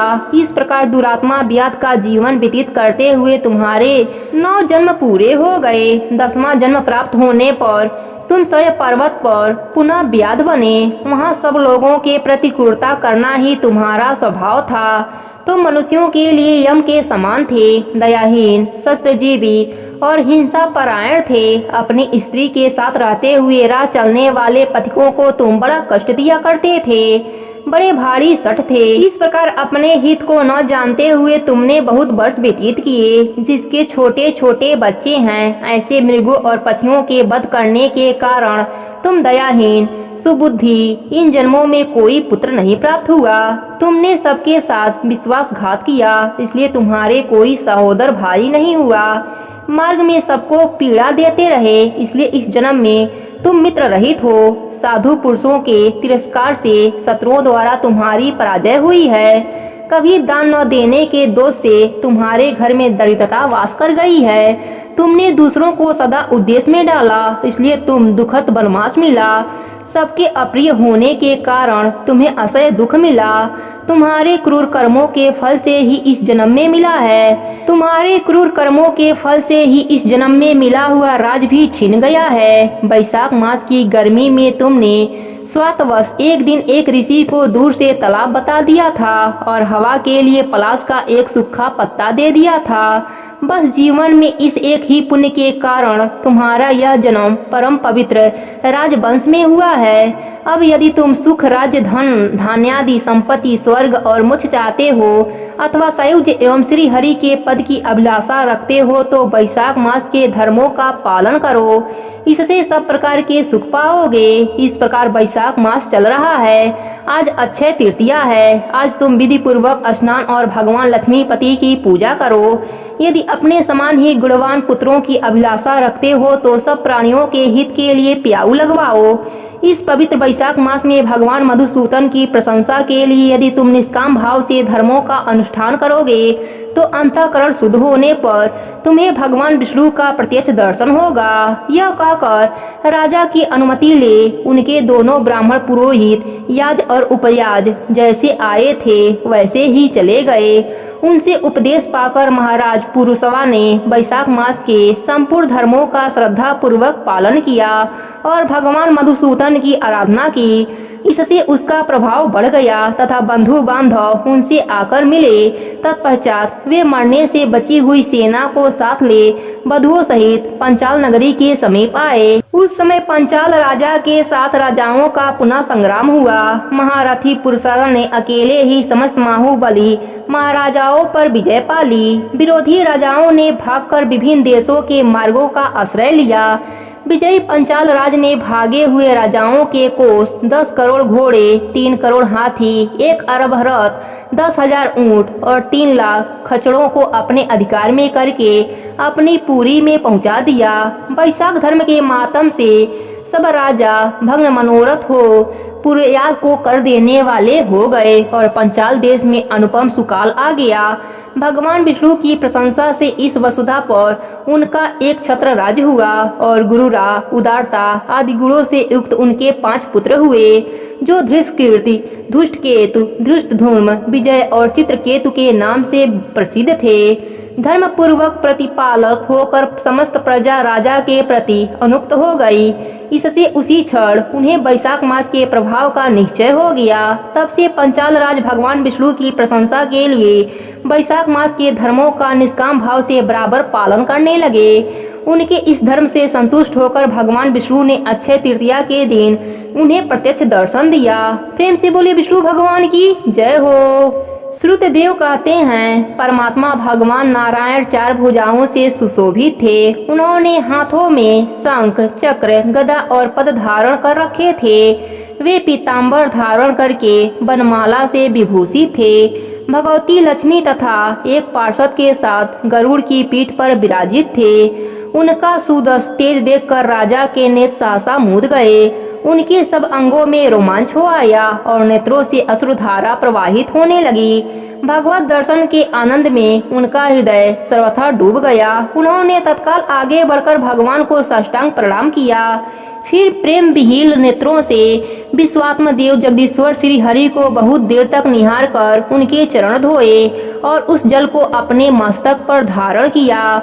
उन्हीं चरणों की धोवन रूपा श्री गंगा जी ब्रह्मा जी सहित तीनों लोगों को पवित्र करती हैं। तत्पश्चात राजा ने महान वैभव से बहुमूल्य वस्त्र, आभूषण और चंदन से हार, धूप, दीप तथा अमृत के समान नैवेद्य के निवेदन आदि से एवं अपने तन, मन, धन और आत्मा का समर्पण करके अद्वितीय पुराण पुरुष भगवान विष्णु का पूजन किया। पूजा के बाद इस प्रकार स्तुति की, जो निर्गुण, निरंजन एवं प्रजापतियों के भी अधीश्वर हैं, ब्रह्मा आदि संपूर्ण देवता जिनकी वंदना करते रहते हैं, उन परम पुरुष भगवान श्री हरि को मैं प्रणाम करता हूँ। शरणागतों की पाप राशि का नाश करने वाले आपके चरणाबिंदों को परिपक्व योग वाले योगियों ने जो अपने हृदय में धारण किया है, यह उनके लिए बड़े सौभाग्य की बात है। बढ़ी हुई भक्ति के द्वारा अपने अंतःकरण तथा जीवन भाव को भी आपके चरणों में ही बढ़कर वे योगी जन उन चरणों के चिंतन मात्र से आपके धाम को प्राप्त हुए हैं। विचित्र कर्म करने वाले आप स्वतंत्र परमेश्वर को नमस्कार है। साधु पुरुषों पर अनुग्रह करने वाले आप परमात्मा को प्रणाम है। प्रभु, आपकी माया से मोहित होकर मैं स्त्री और धन रूपियों में ही भटकता रहा हूँ। अनर्थ में ही मेरी अर्थ दृष्टि हो गई थी। प्रभु विश्वमूर्ति, जब जीवन पर आप अनंत शक्ति परमेश्वर की कृपा होती है तभी उसे महापुरुषों का संग प्राप्त होता है, जिससे यह संसार समुद्र गोप पद के समान हो जाता है। ईश्वर, जब सत्संग मिलता है तभी आप में तन तथा बुद्धि का अनुराग होता है। मेरा समस्त राज्य मुझसे छीन गया था तब भी आपका मुझ पर महान अनुग्रह ही हुआ था, ऐसा मैं मानता हूँ। मैं तो न राज चाहता हूँ, न पुत्र आदि की इच्छा रखता हूँ और न कोष की अभिलाषा रखता हूँ, अपितु मुनियों के द्वारा ध्यान करने योग्य जो आपके आराधनीय चरणाबिंद है, उन्हीं का नित्य सेवन करना चाहता हूँ। दिव्येश्वर, मुझ पर प्रसन्न होइए, जिससे आपके चरण कमलों की स्मृति बराबर बनी रहे तथा स्त्री, पुत्र, खजाना एवं आत्मीय कहे जाने वाले सब पदार्थों में जो मेरी आसक्ति है वह सदा के लिए दूर हो जाए। प्रभु, मेरा मन सदा आपके चरणा बिंदुओं के चिंतन में लगा रहे, मेरी वाणी आपकी दिव्य कथा के निरंतर वर्णन में तत्पर हो, मेरे यह दोनों नेत्र आपके श्री विग्रह के दर्शन में, कान कथा श्रवण में तथा रसना आपके भोग लगाए हुए प्रसाद के आस्वादन में प्रवृत्त हो। प्रभु, मेरी नासिका आपके चरण कमलों की तथा आपके भक्तजनों के गंध बिलेपन आदि की सुगंध लेने में, दोनों हाथ आपके मंदिर में झाड़ू देने आदि की सेवा में, दोनों पैर आपके तीर्थ और कथा स्थान की यात्रा करने में तथा मस्तक निरंतर आपको प्रणाम करने में संलग्न रहे। मेरी कामना आपकी उत्तम कथा में और बुद्धि अन्य आपका चिंतन करने में तत्पर हो। मेरे घर पर पधारे हुए मुनियों द्वारा आपकी उत्तम कथा का वर्णन तथा आपकी महिमा का गान होता रहे और इसी से मेरे दिन बीते। प्रभु, एक क्षण तथा आधे फल के लिए भी ऐसा प्रसंग न उपस्थित हो जो आपकी चर्चा से रहित हो। हरे, मैं परमेष्टि ब्रह्मा का पद, भूतल का चक्रवर्ती राज्य और मुझ भी नहीं चाहता, केवल आपके चरणों की निरंतर सेवा चाहता हूँ, जिसके लिए लक्ष्मी जी तथा शंकर ब्रह्मा आदि देवता भी सदा प्रार्थना किया करते हैं। राजा के इस प्रकार स्तुति करने पर कमल नयन भगवान विष्णु ने प्रसन्न हो मेघ के समान गंभीर वाणी में इस प्रकार कहा, राजन, मैं जानता हूँ तुम मेरे श्रेष्ठ भक्त हो, कामना रहित और निष्पाप हो। नरेश्वर, मुझ में तुम्हारी दृढ़ भक्ति हो और अंत में तुम मेरा सायुज्य प्राप्त करो। तुम्हारे द्वारा किए हुए इस स्तोत्रों से इस पृथ्वी पर जो लोग स्तुति करेंगे उनके ऊपर संतुष्ट हो, मैं उन्हें भोग और मोक्ष प्रदान करूंगा। यह अक्षय तृतीया इस पृथ्वी पर प्रसिद्ध होगी, इसमें भोग और मोक्ष प्रदान करने वाला मैं तुम्हारे ऊपर प्रसन्न होऊंगा। जो मनुष्य इस तिथि को किसी भी बहाने से अथवा स्वभाव से ही स्नान आदि क्रियाएं करते हैं वे मेरे अविनाशी पद को प्राप्त होते हैं। जो मनुष्य पितरों के उद्देश्य से अक्षय तृतीया को श्राद्ध करते हैं उनका किया हुआ वह श्राद्ध अक्षय होता है। इस तिथि में थोड़ा सा भी जो पुण्य किया जाता है उसका फल अक्षय होता है। नृपश्रेष्ठ, जो कुटुंबी ब्राह्मणों को गाय दान करता है उसके हाथ में सब संपत्ति की वर्षा करने वाली भुक्ति और मुक्ति भी आ जाती है। जो वैशाख मास में मेरा प्रिय करने वाले धर्मों का अनुष्ठान करता है उसके जन्म, मृत्यु, जरा, भय और पाप को मैं हर लेता हूँ। अनग, यह वैशाख मास मेरे चरण चिंतन की ही भांति ऐसी शास्त्रों पापों को हर लेता है जिनके लिए शास्त्रों में कोई प्रायश्चित नहीं मिलता। राजा को यह वरदान देकर देवाधिदेव भगवान जनार्दन सबके देखते देखते वहीं अंतर ध्यान हो गए। तदंतर राजा पुरुयसा सदा भगवान में ही मन लगाए हुए उन्हीं की सेवा में तत्पर रहकर इस पृथ्वी का पालन करने लगे। देव दुर्लभ समस्त मनोरथों का उपभोग करके अंत में उन्होंने चक्रधारी भगवान विष्णु का सायुज्य प्राप्त कर लिया। जो इस उत्तम उपाख्यान को सुनते और सुनाते हैं वे सब पापों से मुक्त हो भगवान विष्णु के परम पद को पाते हैं। प्रेम से बोले विष्णु भगवान की जय हो। श्रुतदेव जी कहते हैं, राजन, पंपा के तट पर कोई शंख नाम से प्रसिद्ध परम यशस्वी ब्राह्मण थे जो बृहस्पति के सिंह रास में स्थित होने पर कल्याणमयी गोदावरी नदी में स्नान करने के लिए गए। मार्ग में परम पवित्र भागीरथी को पार करने के बाद दुर्गम जल शून्य एवं भयंकर निर्जन वन में धूप से विलय हो गए थे। वैशाख का महीना था और दोपहर का समय वे किसी वृक्ष के नीचे जा बैठे। इसी समय कोई दुराचारी व्याघ्र हाथ में धनुष धारण किए वहां आया। ब्राह्मण के दर्शन से उसकी बुद्धि पवित्र हो गई और वह इस प्रकार बोला, मुने, मैं अत्यंत दुर्बुद्धि एवं पापी हूँ। मेरे ऊपर आपने बड़ी कृपा की है क्योंकि साधु महात्मा स्वभाव से ही दयालु होते हैं। कहाँ मैं नीच कुल में उत्पन्न हुआ व्याध और कहाँ मेरी ऐसी पवित्र बुद्धि। मैं इसे केवल आपका ही उत्तम अनुग्रह मानता हूँ। साधु बाबा, मैं आपका शिष्य हूँ। कृपा पात्र हूँ। साधु पुरुषों का समागम होने पर मनुष्य फिर कभी दुखों को नहीं प्राप्त होता। अतः आप मुझे अपने पाप नाशक वचनों द्वारा ऐसा उपदेश दीजिए जिससे संसार बंधन से छूटने की इच्छा रखने वाले मनुष्य अनायास ही भवसागर से पार हो जाते हैं। साधु पुरुषों का चित्त सबके प्रति समान होता है। वे सब प्राणियों के प्रति दयालु होते हैं। उनकी दृष्टि में न कोई नीच है, न ऊंच है, न अपना है, न पराया है। मनुष्य तत्पर होकर जब जब गुरुजनों से उपाय पूछता है, तब तब वे उस संसार बंधन से छुड़ाने वाले ज्ञान का उपदेश करते हैं। जैसे गंगा जी मनुष्यों के पाप का नाश करने वाली हैं, उसी प्रकार मूढ़ जनों का उद्धार करना साधु पुरुषों का स्वभाव ही माना गया है। व्याध के ऐसे वचन सुनकर शंख ने कहा, व्याध, यदि तुम कल्याण चाहते हो तो वैशाख मास में भगवान विष्णु को प्रसन्न और संसार समुद्र से पार करने वाले जो दिव्य धर्म बताए गए हैं उनका पालन करो। मुनि श्रेष्ठ, शंख प्यास से बहुत कष्ट पा रहे थे। दोपहर के समय उन्होंने सुंदर सरोवर में स्नान किया और युगल वस्त्र धारण करके मध्याह्न काल की उपासना पूरी की। फिर देव पूजा करने के पश्चात व्याध के लाए हुए श्रमहारी एवं स्वादिष्ट कैथ का फल खाया। जब वे खा पी कर सुखपूर्वक विराजमान हुए, उस समय व्याध ने हाथ जोड़कर कहा, मुने, किस कर्म से मेरा तमोमय व्याध कुल में जन्म हुआ और किससे ऐसी सद्बुद्धि तथा महात्मा की संगति प्राप्त हुई? प्रभु, यदि आप ठीक समझे तो मैंने जो कुछ पूछा है वह तथा अन्य जानने योग्य बातें भी मुझसे कहिए। शंख बोले, पूर्व जन्म में तुम वेदों के परांग विद्वान ब्राह्मण थे। सकल नगर में तुम्हारा जन्म हुआ था। तुम्हारा गोत्र श्रीवत्स्य और नाग स्तंभ था। उस समय तुम बड़े तेजस्वी समझे जाते थे, किंतु आगे चलकर किसी वेश्या में तुम्हारी आसक्ति हो गई।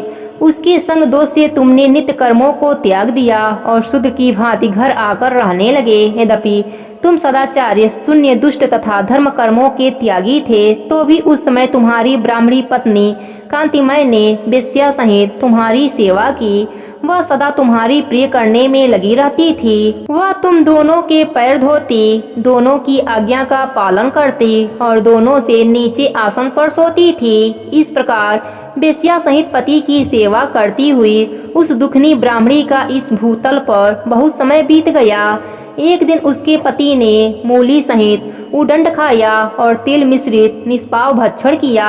उस अपथ्य भोजन से उसका मुंह पेट चलने लगा और उसे बड़ा भयंकर भगदड़ रोग हो गया। जब तक घर में धन रहा तब तक वेश्या भी वहां टिकी रही। उसका सारा धन लेकर पीछे उसने उसका घर छोड़ दिया।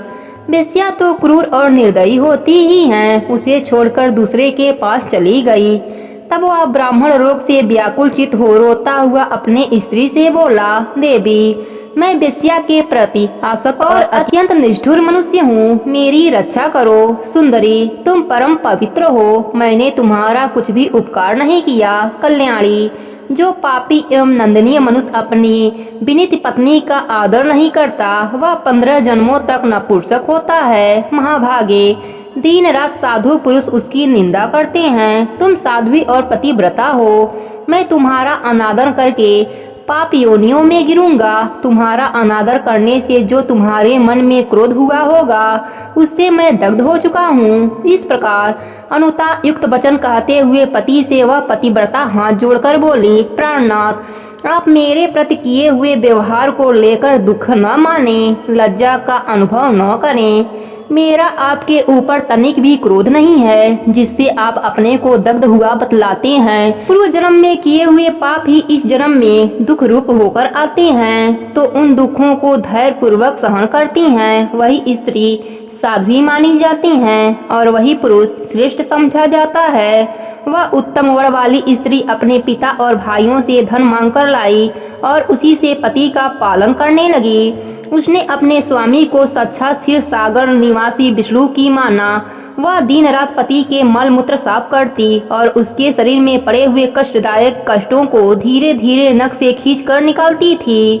ब्राह्मणी न रात में सोती थी न दिन में। अपने स्वामी के दुख से संतप्त होकर वह दुखनी सदा इस प्रकार प्रार्थना किया करती थी, प्रसिद्ध देवता और पितर मेरे स्वामी की रक्षा करें, इन्हें रोगहीन एवं निष्पाप कर दें। मैं पति के आरोग्य के लिए चंडिका देवी को भैंस का दही और उत्तम अन्न चढ़ाऊंगी। महात्मा गणेश जी की प्रशंसा के लिए मोदक बनवाऊंगी। 10 शनिवार को उपवास करूंगी तथा मीठा और घी नहीं खाऊंगी। मेरे पति रोगहीन होकर 100 वर्ष जीवें। इस प्रकार वह देवी प्रतिदिन देवताओं से प्रार्थना करती थी। उन्हीं दिनों कोई देवल नामक महात्मा वहां आए। वैशाख मास में धूप से पीड़ित हो सायं काल के समय उस ब्राह्मण के घर में उन्होंने पदार्पण किया।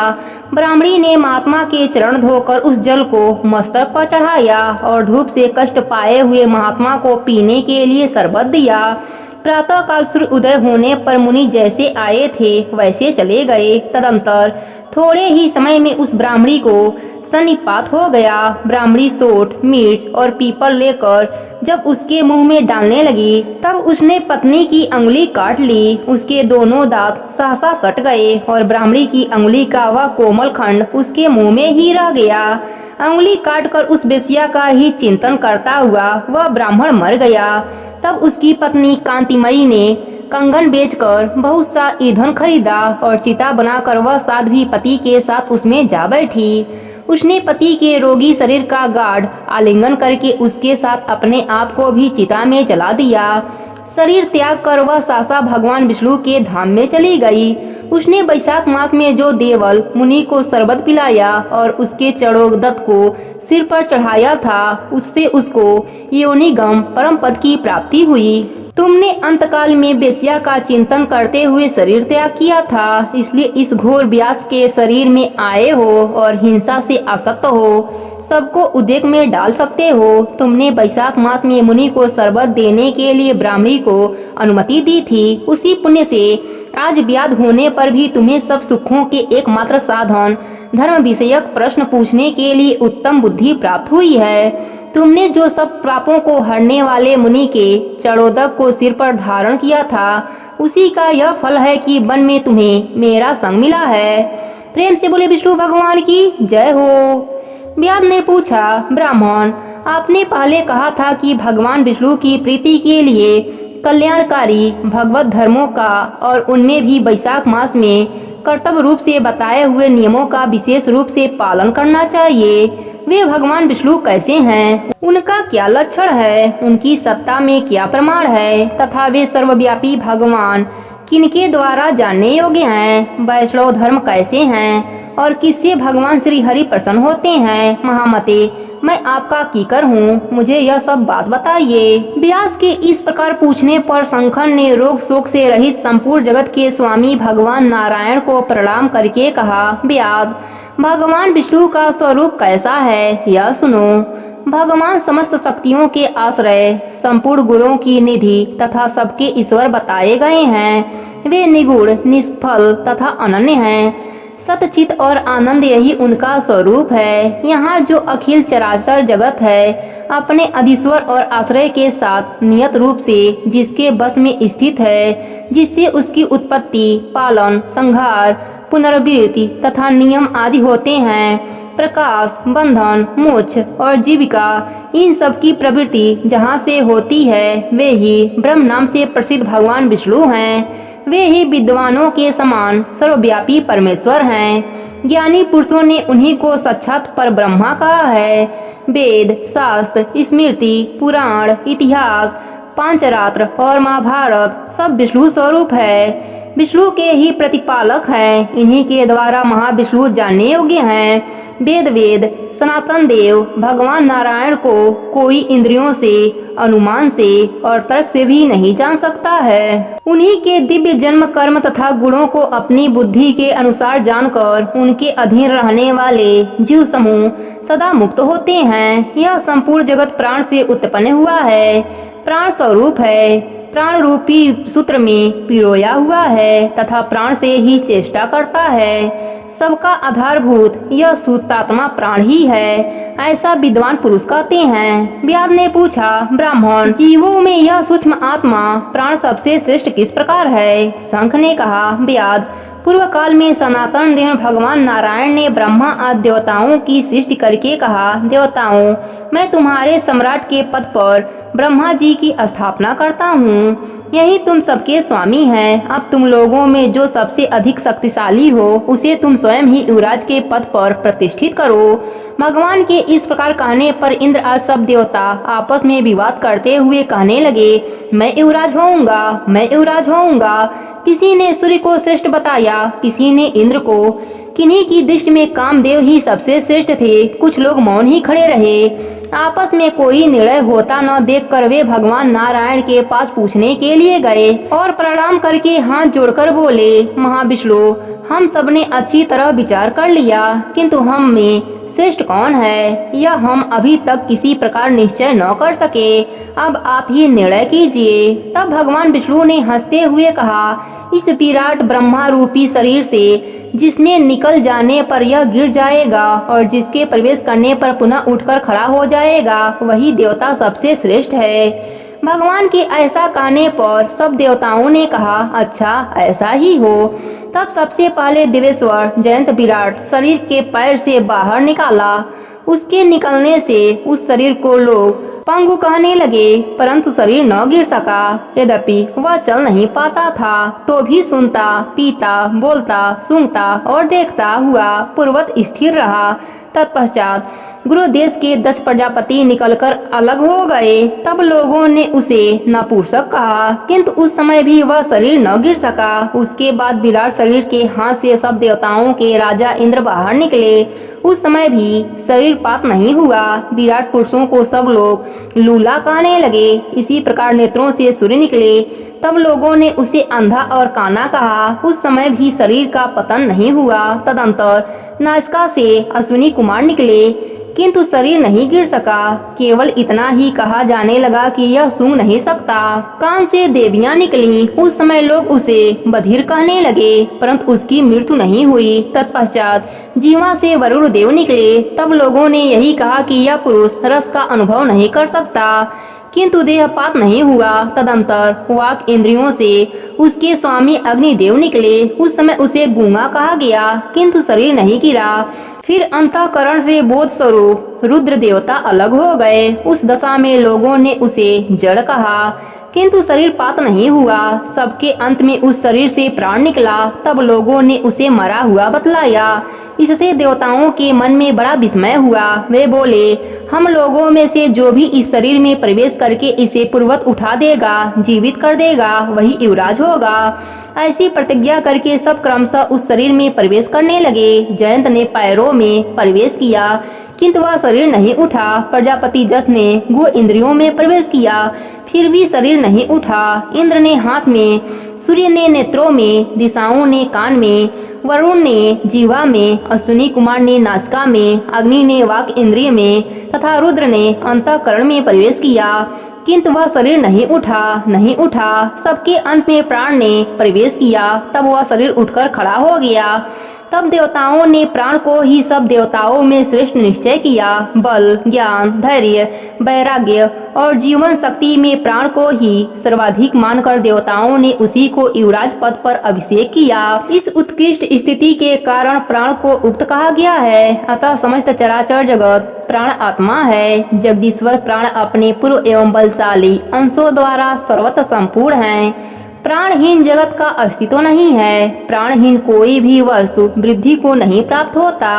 इस जगत में किसी भी प्राणहीन वस्तुओं की स्थिति नहीं है। इस कारण सबका अंतरात्मा और सर्वाधिक बलशाली सिद्ध हुआ। इसलिए प्राणोपासक प्राण को ही सर्वश्रेष्ठ कहते हैं। प्राण सर्वदेवात्मा है। वह देवता प्राणमय है। वह भगवान वासुदेव का अनुगामी तथा सदा उन्हीं में स्थिर है। मनीषी पुरुष प्राण को महाविष्णु का बल मानते हैं। महाविष्णु के महात्म और लक्षण को इस प्रकार जानकर मनुष्य पूर्व बंधन का अनुसरण करने वाले अज्ञानमय लिंग को उसी प्रकार त्याग देता है, जैसे सर्प पुरानी केचुली को लिंग देह का त्याग करके वह परम पुरुष अनायास भगवान नारायण को प्राप्त होता है।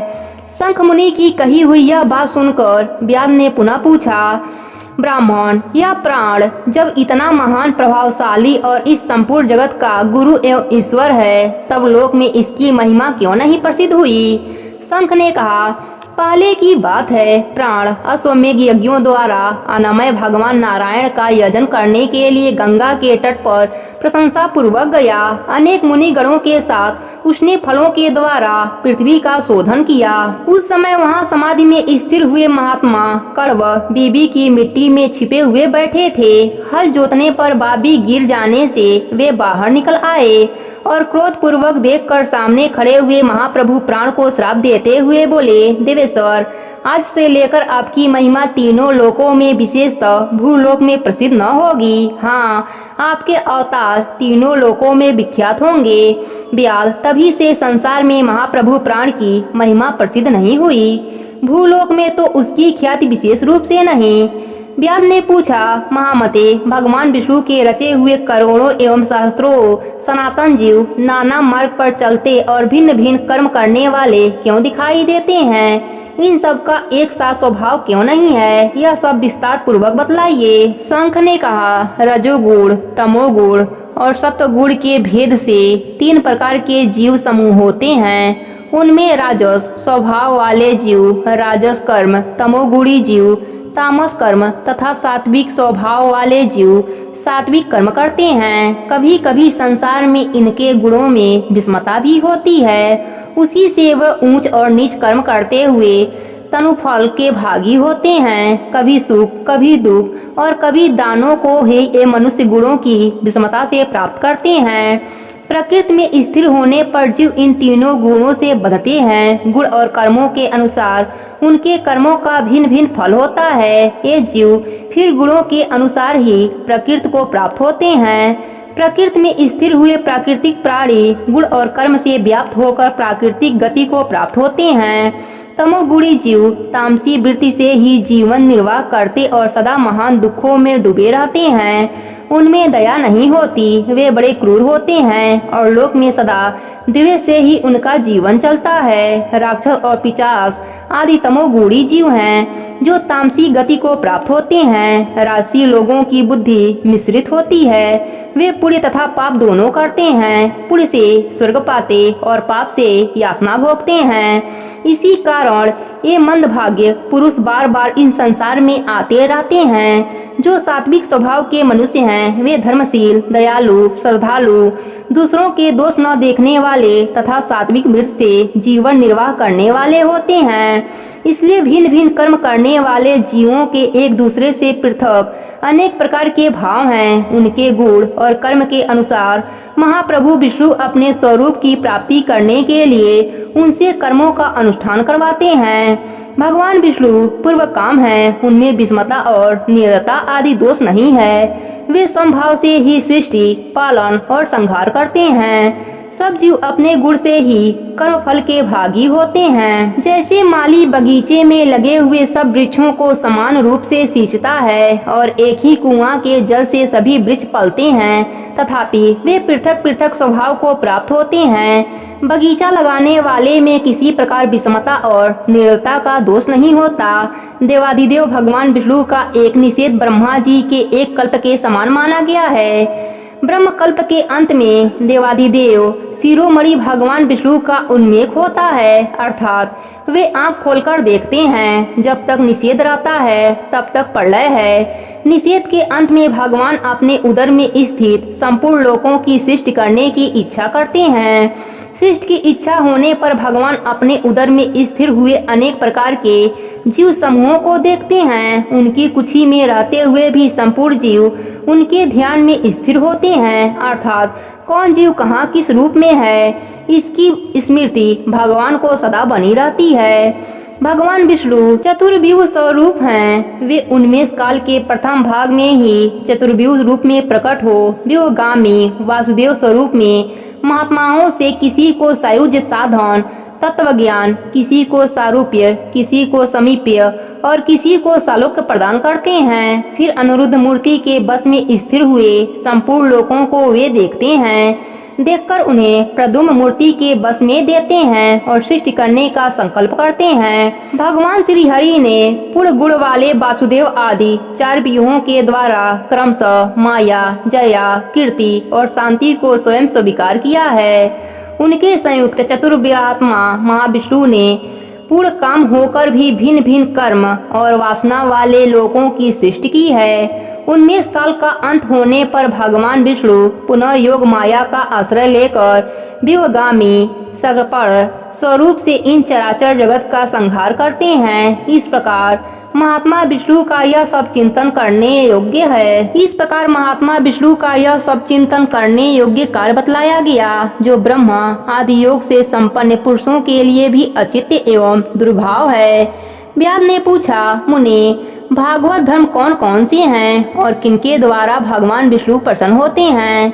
शंख ने कहा, जिसने अंतःकरण की शुद्धि होती है, जो साधु पुरुषों का उपकार करने वाला है तथा जिनकी किसी ने भी निंदा नहीं करी है, उसे तुम सात्विक धर्म समझो। वेदों और स्मृतियों में बताए हुए धर्म का यदि निष्काम भाव से पालन किया जाए तथा वह लोक से विरुद्ध न हो तो उसे भी सात्विक धर्म जानना चाहिए।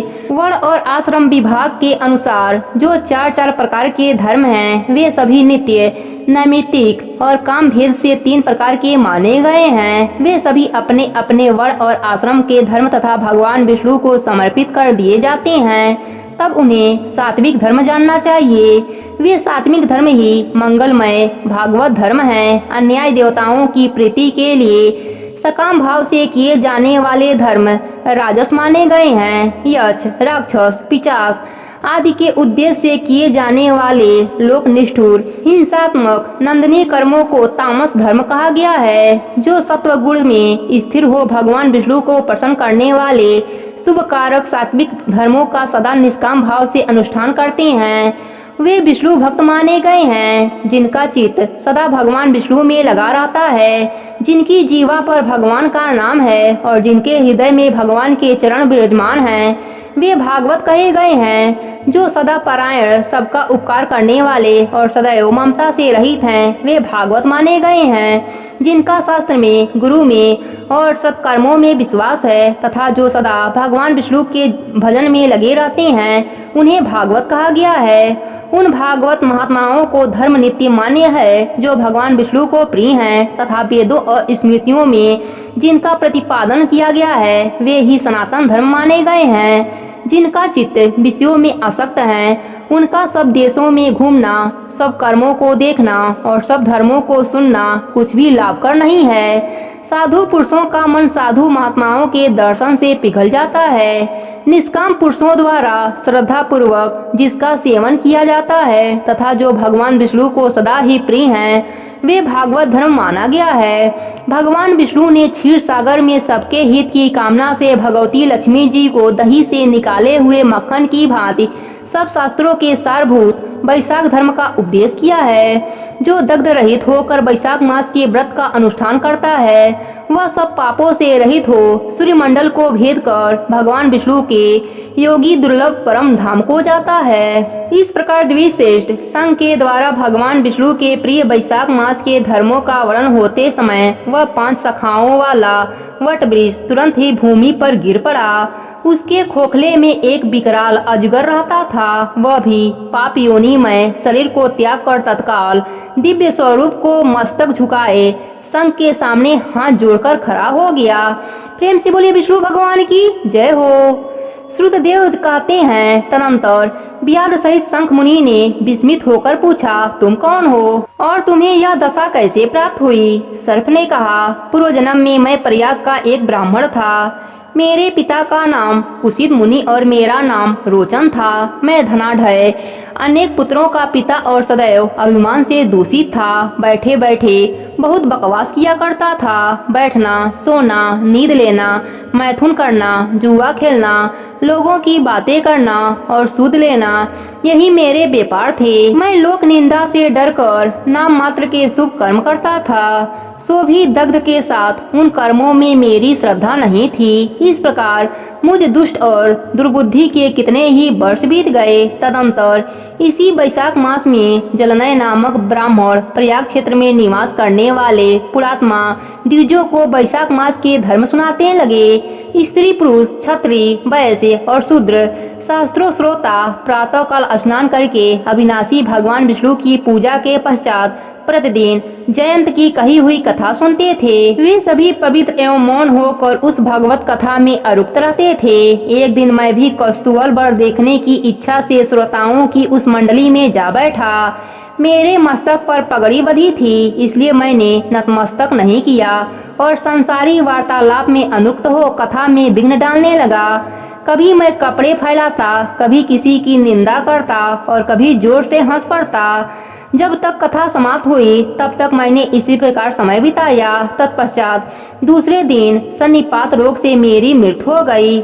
मैं तपाए हुए शीशे के जल से भरे हुए हलाहल नरक में डाल दिया गया और 14 मनमंत्रों तक वहाँ यातना भोगता रहा। उसके बाद 84 लाख योनियों में क्रमशः जन्म लेता और मरता हुआ मैं इस समय क्रूर तमोगुणी सर्प होकर इस वृक्ष के खोखले में निवास करता था। मुने, सौभाग्यवश आपके मुखराबिंदु से निकली हुई अमृतमयी कथा को मैंने अपने दोनों नेत्रों से सुना, जिससे तत्काल मेरे सारे पाप नष्ट हो गए। मुनि श्रेष्ठ, मैं नहीं जानता कि आप किस जन्म में मेरे बंधु हैं, क्योंकि मैंने कभी किसी का उपकार नहीं किया है, तो भी मुझ पर आपकी कृपा हुई है। जिनका चित्त समान है, जो सब प्राणियों पर दया करने वाले साधु पुरुष हैं, उनमें परोपकार की स्वाभाविक प्रवृत्ति होती है। उनकी कभी किसी के प्रति विपत्ति बुद्धि नहीं होती।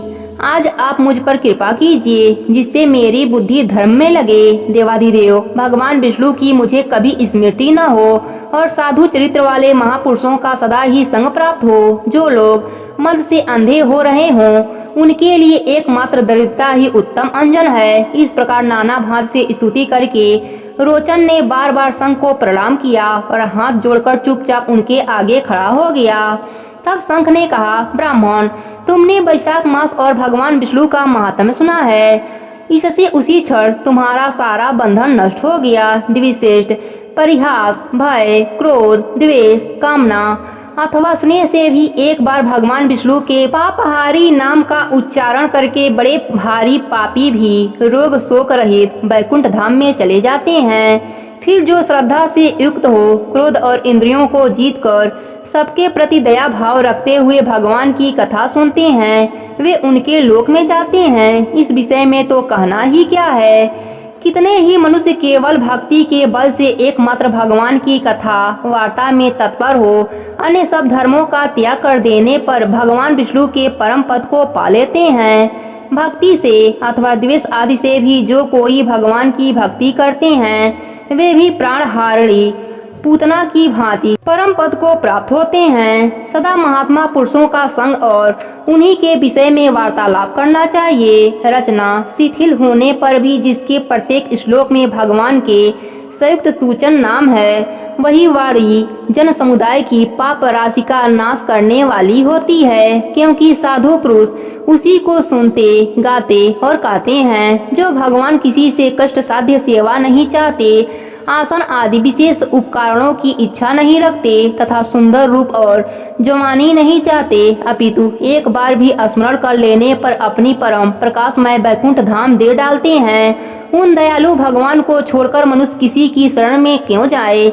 उन्हीं रोग शोक से रहित चित्त द्वारा चिंतन करने योग्य अभक्त दयानिधान भक्त वत्सल्य भगवान नारायण की शरण में जाओ। महामते, वैशाख मास में कहे हुए इन सब धर्मों का पालन करो, उससे प्रसन्न होकर भगवान जगन्नाथ तुम्हारा कल्याण करेंगे। ऐसा कहकर शंख मुनि व्यास की ओर देखकर चुप हो गए। तब उस दिव्य पुरुष ने पुनः इस प्रकार कहा, मुनि, मैं धन्य हूँ, आप जैसे दयालु महात्मा ने मुझ पर अनुग्रह किया है। मेरी कुसंगति योनि दूर हो गई। अब मैं परम गति को प्राप्त हो रहा हूँ। यह मेरे लिए सौभाग्य की बात है। यो कहकर दिव्य पुरुष ने शंख मुनि की परिक्रमा की तथा उनकी आज्ञा लेकर वह दिव्य लोक को चला गया। तदंतर संध्या हो गई। व्यास ने शंख को अपनी सेवा से संतुष्ट किया और उन्होंने सायंकाल की संध्या उपासना करके शेष रात्रि व्यतीत की। भगवान की लीला वार्ताओं की कथा वार्ता द्वारा रात व्यतीत करके शंख मुनि ब्रह्म मुहूर्त में उठे और दोनों पैर धोकर मौन भाव से तारक ब्रह्मा का ध्यान करने लगे।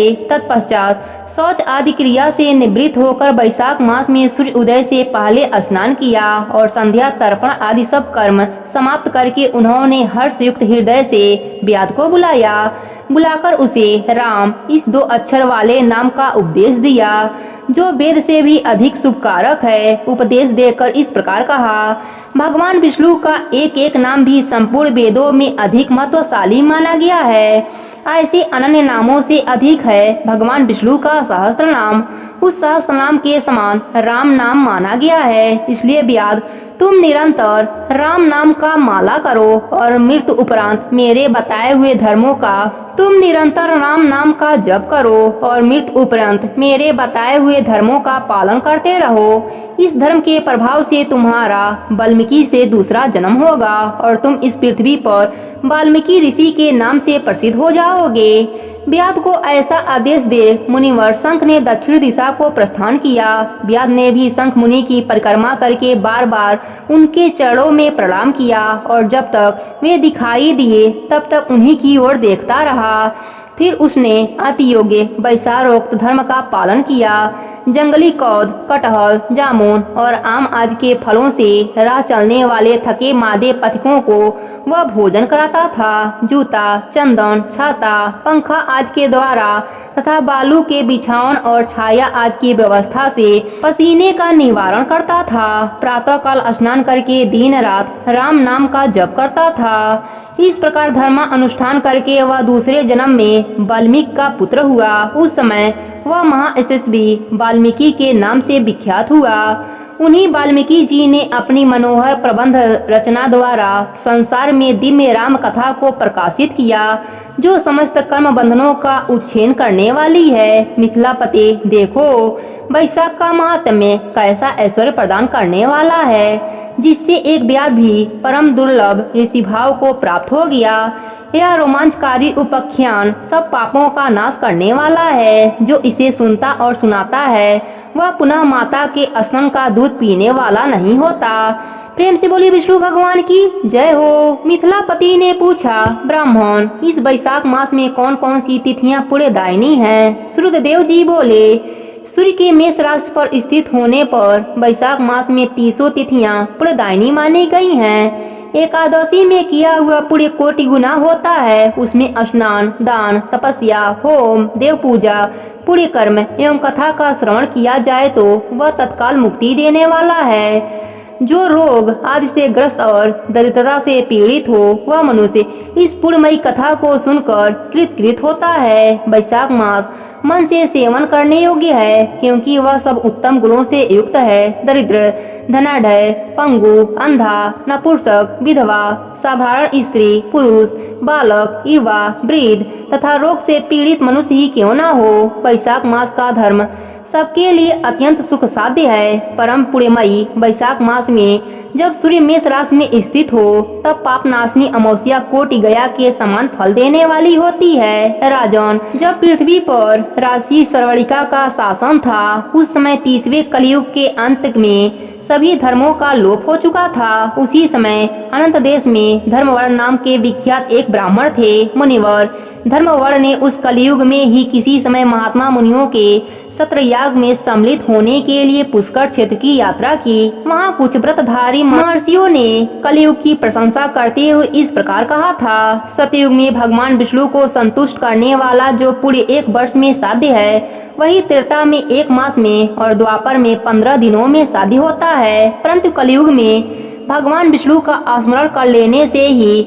उससे 2 गुना पुण्य होता है। कली में बहुत थोड़ा पुण्य भी कोटि गुना होता है। जो एक बार भी भगवान का नाम लेकर दया दान करता है और दुभिक्ष में अन्न देता है वह निश्चय ही ऊर्ध्वलोक में गमन करता है। यह सुनकर देवर्षि नारद हंसते हुए उन्मत्त के समान नृत्य करने लगे। सभासदों ने पूछा, नारद जी यह क्या बात है? तब बुद्धिमान नारद जी हंसते हुए उन सबको उत्तर दिया, आप लोगों का कथन सत्य है। इसमें संदेह नहीं कि कलयुग में स्वकल्प कर्म से भी महान पुण्य का साधन किया जाता है तथा कलेशों का नाश करने वाले भगवान के 100 स्मरण मात्र से ही प्रसन्न हो जाते हैं। तथापि मैं आप लोगों से यह कहता हूँ कि कलयुग में ये 2 बातें दुर्लभ है। कृष्णेंद्रिय का निग्रह और जीवा को बस में रखना, ये दोनों कार्य जो सिद्ध कर ले वही नारायण स्वरूप है। अतः कलयुग में आपको यहाँ नहीं ठहरना चाहिए।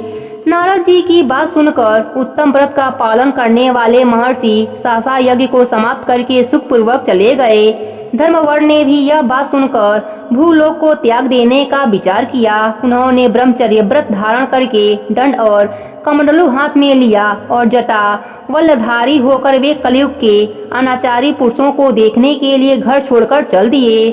उनके मन में बड़ा विस्मय हो रहा था। उन्होंने देखा प्रायः मनुष्य पापाचार में प्रवृत्त हो बड़े भयंकर एवं दुष्ट हो गए हैं। ब्राह्मण पाखंडी हो चले हैं, शूद्र संन्यास धारण करते हैं, पत्नी अपने पति से द्वेष रखती हैं, शिष्य गुरु से बैर रखता है, सेवक स्वामी के और पुत्र पिता के घात में लगा हुआ है। ब्राह्मण शूद्रवत और गायें बकरियों के समान हो गई हैं। वेदों में गाथा की ही प्रधानता रह गई है। शुभ कर्म साधारण लौकिक कृत्यों के ही समान रह गए हैं। इनके प्रति किसी की महत्व बुद्धि नहीं है। भूत प्रेत और पिशाच आदि की उपासना चल पड़ी है। सब लोग मैथुन में आसक्त हैं और उसके लिए अपने प्राण भी खो बैठते हैं। सब लोग झूठी गवाही देते हैं। मन में सदा छल और कपट भरा रहता है। कलयुग में सदा लोगों के मन में कुछ और, वाणी में कुछ और तथा क्रिया में कुछ और ही देखा जाता है। सबकी विद्या किसी न किसी स्वार्थ को लेकर ही होती है और केवल राजभवन में उसका आदर होता है। संगीत आदि कलात्मक विद्याएं भी राजाओं को प्रिय हैं। कली में अधम मनुष्य पूजे जाते हैं और श्रेष्ठ पुरुषों की अवहेलना होती है।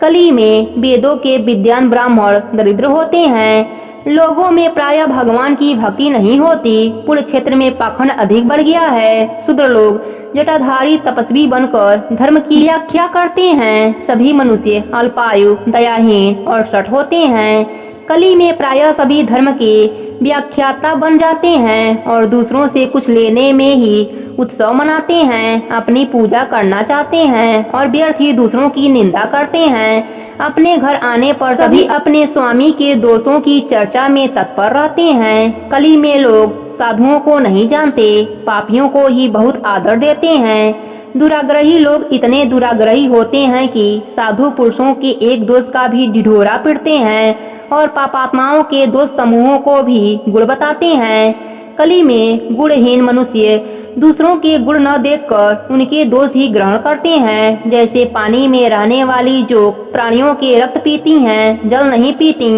उसी प्रकार जोग के धर्म में संयुक्त हो मनुष्य दूसरे का रक्त चूसते हैं। औषधियाँ शक्तिहीन होती हैं। ऋतुओं में उलटफेर हो जाता है। जब राष्ट्रों में अकाल पड़ता है, कन्या योग समान में संतान उत्पत्ति नहीं करती। लोग नट और नर्तकों की विद्याओं से विशेष प्रेम करते हैं। जो वेद वेदांत की विद्याओं में तत्पर और अधिक गुणवान है, उन्हें अज्ञानी मनुष्य सेवा की दृष्टि से देखते हैं। वे सबके सब भ्रष्ट होते हैं। कली में प्रायः लोग श्राद्ध कर्म का त्याग करते हैं, वैदिक कर्मों को छोड़ बैठते हैं। प्रायः जीवा पर भगवान विष्णु के नाम कभी नहीं आते। लोग श्रृंगार रस में आनंद का अनुभव करते हैं और उसी के गीत गाते हैं। कलियुग के मनुष्यों में न कभी भगवान विष्णु की सेवा देखी जाती है, न शास्त्रीय चर्चा होती है, न कहीं यज्ञ की दीक्षा है, न विचार का लेस है, न तीर्थ यात्रा और न दान धर्म ही होते रहते हैं। यह कितने आश्चर्य की बात है।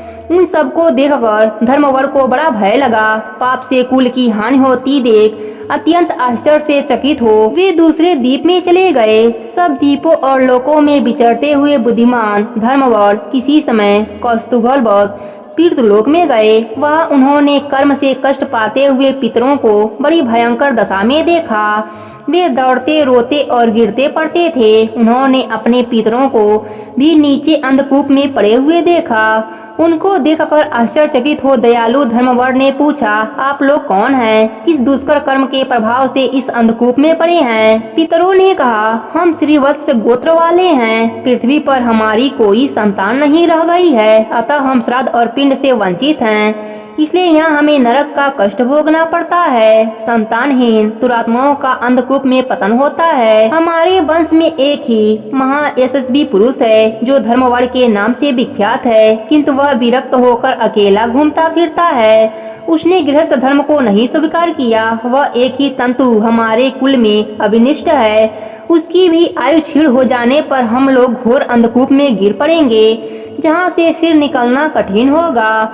इसलिए तुम पृथ्वी पर जाकर धर्मवर को समझाओ, हम लोग दया के पात्र हैं। हमारे वचनों से उसको यहाँ बताओ कि हमारी वंश रूपा दुबा को काल रूपी चूहा प्रतिदिन खा रहा है। क्रमशः हमारे वंश का नाश हो गया है, तुम एक ही बचे हो। जब तुम भी मर जाओगे तब संतान परंपरा न होने के कारण तुम्हें भी अंधकूप में गिरना पड़ेगा। इसलिए गृहस्थ धर्म को स्वीकार करके संतान की वृद्धि करो, इससे हमारी और तुम्हारी दोनों की गति होगी। यदि एक भी पुत्र वैशाख, माघ अथवा कार्तिक मास में हमारे उद्देश्य से स्नान, श्राद्ध और दान करेगा तो उससे हम लोगों की ऊर्ध्व गति होगी और नरक से उद्धार हो जाएगा। यदि एक पुत्र भी भगवान विष्णु का भक्त हो जाए, एक भी एकादशी का व्रत रहने लगे अथवा यदि एक भी भगवान विष्णु की पाप नाशक कथा श्रवण करे तो उसकी 100 बीती हुई पीढ़ियों का तथा 100 भावी पीढ़ियों का उद्धार होता है। वे पीढ़ियां पाप से आवृत होने पर भी नरक का दर्शन नहीं करती। दया और धर्म से रहित उन बहुत से पुत्रों के जन्म से क्या लाभ जो कुल में उत्पन्न होकर सर्वव्यापी भगवान नारायण की पूजा नहीं करते। इस प्रकार प्रिय वचनों द्वारा धर्मवर को समझाकर तुम उसे विरक्तपूर्ण ब्रह्मचर्य आश्रम से गृहस्थ आश्रम में प्रवेश करने की सलाह दो। पितरों की यह बात सुनकर धर्मवर अत्यंत विस्मय हुआ और हाथ जोड़कर बोला, मैं ही धर्मवर नाम से विख्यात आपके वंश का दुराग्राही बालक हूँ। यज्ञ में महात्मा नारद जी का यह वचन सुनकर कि कलियुग में प्रायः कोई भी रसेंद्र और शीशनेंद्र को धीरता पूर्वक संयम में नहीं रखता, मैं दुर्जनों की संगत से भयभीत हो अब तक दूसरे द्वीपों में घूमता रहा। इस कलियुग के 3 चरण बीत गए, अंतिम चरण में भी 3.5 भाग व्यतीत हो चुके हैं। मेरा जन्म व्यर्थ बीता है, क्योंकि जिस कुल में मैंने जन्म लिया उसने माता पिता के ऋण को भी मैंने नहीं चुकाया। पृथ्वी के भारभूत उस शत्रुतुल्य पुत्र के उत्पन्न होने से क्या लाभ जो पैदा होकर भगवान विष्णु और देवताओं तथा पितरों की पूजा न करे। मैं आप लोगों की आज्ञा का पालन करूंगा। बताइए पृथ्वी पर किस प्रकार मुझे कलियुग से और संसार से भी बाधा नहीं प्राप्त होगा।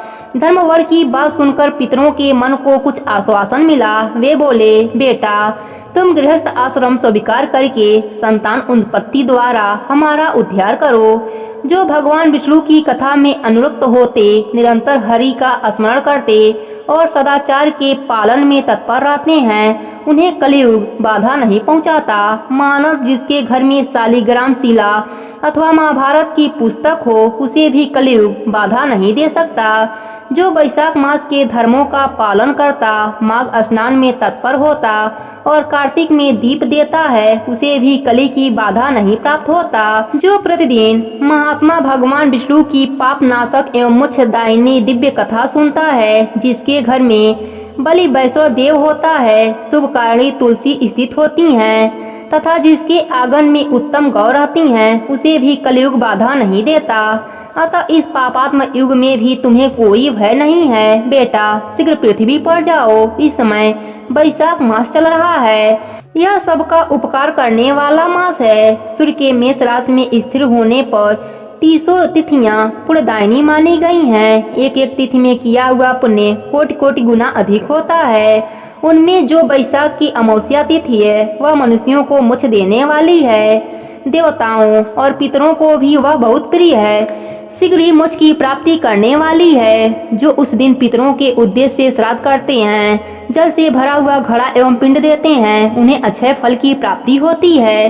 अतः महामते तुम शीघ्र जाओ और जब अमावस्या हो तब तुम कुंभ सहित श्राद्ध एवं पिंडदान करो। सबका उपकार करने के लिए गृहस्थ धर्म का आश्रय लो। धर्म अर्थ और काम से संतुष्ट हो, उत्तम संतान पाकर फिर मुनि वृत्त से रहते हुए सुख पूर्वक दीप दीपांतरों में विचरण करो। पितरों के इस प्रकार आदेश देने पर धर्मवर मुनि शीघ्रता पूर्वक भूलोक में गए। वहां मेष राशि में सूर्य के स्थित रहते हुए वैशाख मास में प्रातः काल स्नान करके देवताओं, ऋषियों और पितरों का तर्पण किया। फिर कुंभदान सहित पाप विनाशन श्राद्ध करके उसके द्वारा पितरों को पुनरावृत्त रहित मुक्ति प्रदान की। तत्पश्चात उन्होंने स्वयं विवाह करके उत्तम संतान को जन्म दिया और लोक में उस पाप नाशनी अमावस्या तिथि को प्रसिद्ध किया। तदंतर वे भक्ति पूर्वक भगवान की आराधना करने के लिए हर्ष के साथ गंधमादक पर्वत पर चले गए। इसलिए वैशाख मास की यह अमावस्या तिथि परम पवित्र मानी गई है। प्रेम से बोलिए विष्णु भगवान की जय हो।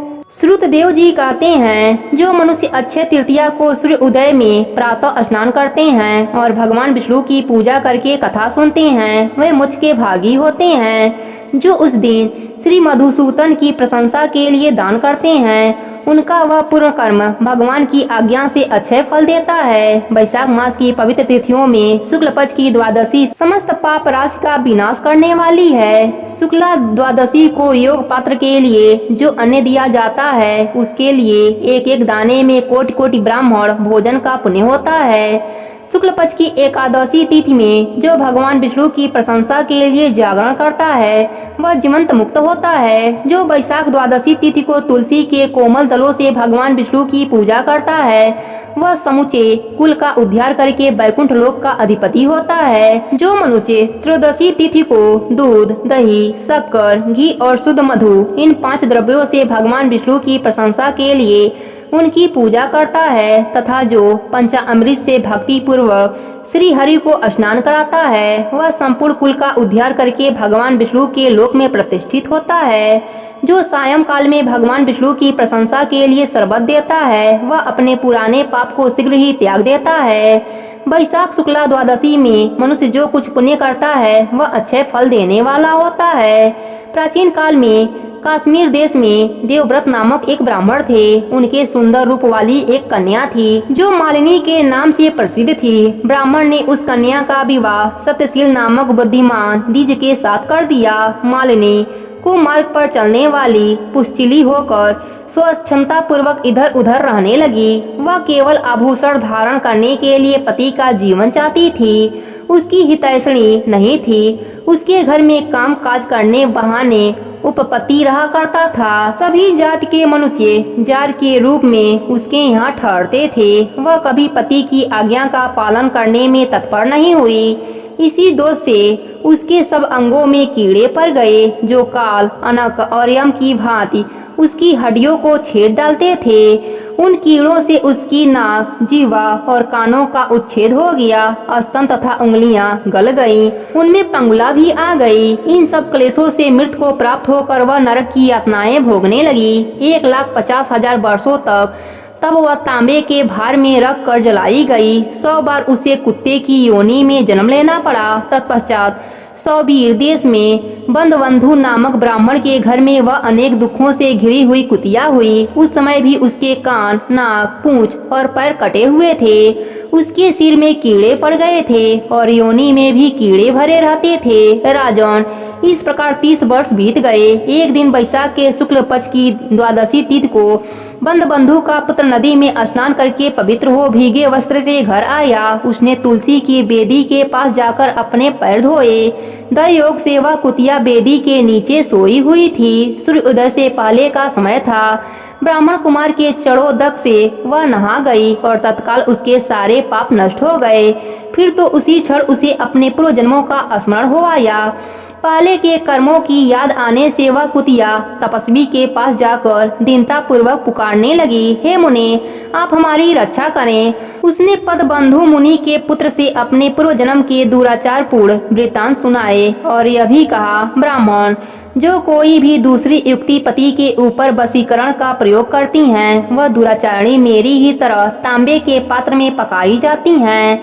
पति स्वामी है, पति गुरु है, पति उत्तम देवता है। साध्वी स्त्री उस पति का अपराध करके कैसे सुख पा सकती है? पति का अपराध करने वाली स्त्री सैकड़ों बार त्रियोनि पशु पक्षियों की योनि में और अरबों बार कीड़े की योनि में जन्म लेती है। इसलिए स्त्रियों को सदैव अपने पति की आज्ञा पालन करनी चाहिए। ब्राह्मण, आज मैं आपकी दृष्टि के सम्मुख आई हूँ। यदि आप मेरे उद्धार नहीं करेंगे तो मुझे पुनः इसी यातनापूर्ण घृणित योनि का दर्शन करना पड़ेगा। अतः विप्रवर, मुझ पापचारिणी को वैशाख शुक्ल में अपने पुण्य प्रदान करके उबार लीजिए। आपने जो पुण्य की वृद्धि करने वाली द्वादशी की है, उसमें स्नान, दान और अन्य भोजन करने से जो पुण्य हुआ है, उससे मुझ दुराचारणी का भी उद्धार हो जाएगा। महाभाग दीनवत्सल, मुझ दुखनी के प्रति दया कीजिए। आपके स्वामी जगदीश्वर जनार्दन दीनों के रक्षक हैं, उनके भक्त भी उन्हीं के समान होते हैं। दीनवत्सल, मैं आपके दरवाजे पर रहने वाली कुतिया हूँ, मुझ दीनका के प्रति दया कीजिए, मेरा उद्धार कीजिए। अंत में मैं आप जितेंद्रिय को नमस्कार करती हूँ। उसका वचन सुनकर मुनि के पुत्र ने कहा, कुतिया, सब प्राणी अपने किए हुए कर्मों से ही सुख दुख का फल भोगते हैं। जैसे सांप को दिया हुआ शर्करा मिश्रित दूध केवल विष की वृद्धि करता है, उसी प्रकार पापी को दिया हुआ पुण्य उसके पाप में सहायक होता है। मुनि कुमार के ऐसा कहने पर कुतिया दुख में डूब गई और उसके पिता के पास जाकर अंतर स्वर में क्रुदन करती हुई बोली, पदबंधु बाबा, मैं तुम्हारे दरवाजे की कुतिया हूँ, मैंने सदा तुम्हारी जूठन खाई है, मेरी रक्षा करो, मुझे बचाओ। गृहस्थ महात्मा के घर पर जो पालतू जीव रहते हैं उनका उद्धार करना चाहिए, यह वेदवेत्ताओं का मत है। चंडाल, कौवे, कुत्ते यह प्रतिदिन गृहस्थों के दिए हुए टुकड़े खाते हैं, अतः उनकी दया के पात्र हैं। जो अपने ही पाले हुए रोग आदि से ग्रस्त एवं असमर्थ प्राणी का उद्धार नहीं करता वह नरक में पड़ता है, यह विद्वानों का मत है। संसार की सृष्टि करने वाले भगवान विष्णु एक को कर्ता बनाकर स्वयं ही पत्नी, पुत्र आदि के ब्याज से समस्त जंतुओं का पालन करते हैं, अतः अपने पोषेवर की रक्षा करनी चाहिए, यह भगवान की आज्ञा है। दयालु होने के कारण आप मेरा उद्धार कीजिए। दुख से आतुर हुई कुतिया की यह बात सुनकर घर में बैठा हुआ मुनि पुत्र तुरंत घर से बाहर निकला। इसी समय दया निधान पदबंधु ने कुतिया से पूछा, यह क्या वृतांत है? तब पुत्र ने सब समाचार कह सुनाया। उसे सुनकर पदबंधु बोले, बेटा, तुमने कुतिया से ऐसा वचन क्यों कहा? साधु पुरुषों के मुंह से ऐसी बात नहीं निकलती। वैसे देखो तो यह लोग दूसरों का उपकार करने के लिए उद्यत करते हैं। चंद्रमा, सूर्य, वायु, रात्रि, अग्नि, जल, चंदन, वृक्ष और साधु पुरुष सदा दूसरों की भलाई में लगे रहते हैं। दैत्यों को महाबली जानकर महर्षि दधिनीचि ने देवताओं का उपकार करने के लिए दयापूर्वक उन्हें अपने शरीर की हड्डी देनी पड़ी।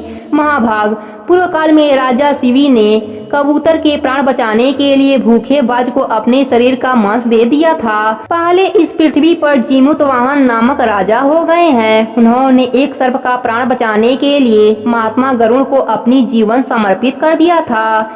इसलिए विद्वान ब्राह्मण को दयालु होना चाहिए। क्या इंद्रदेव शुद्ध स्थान में ही वर्षा करते हैं, अशुद्ध स्थान में जल नहीं बरसाते?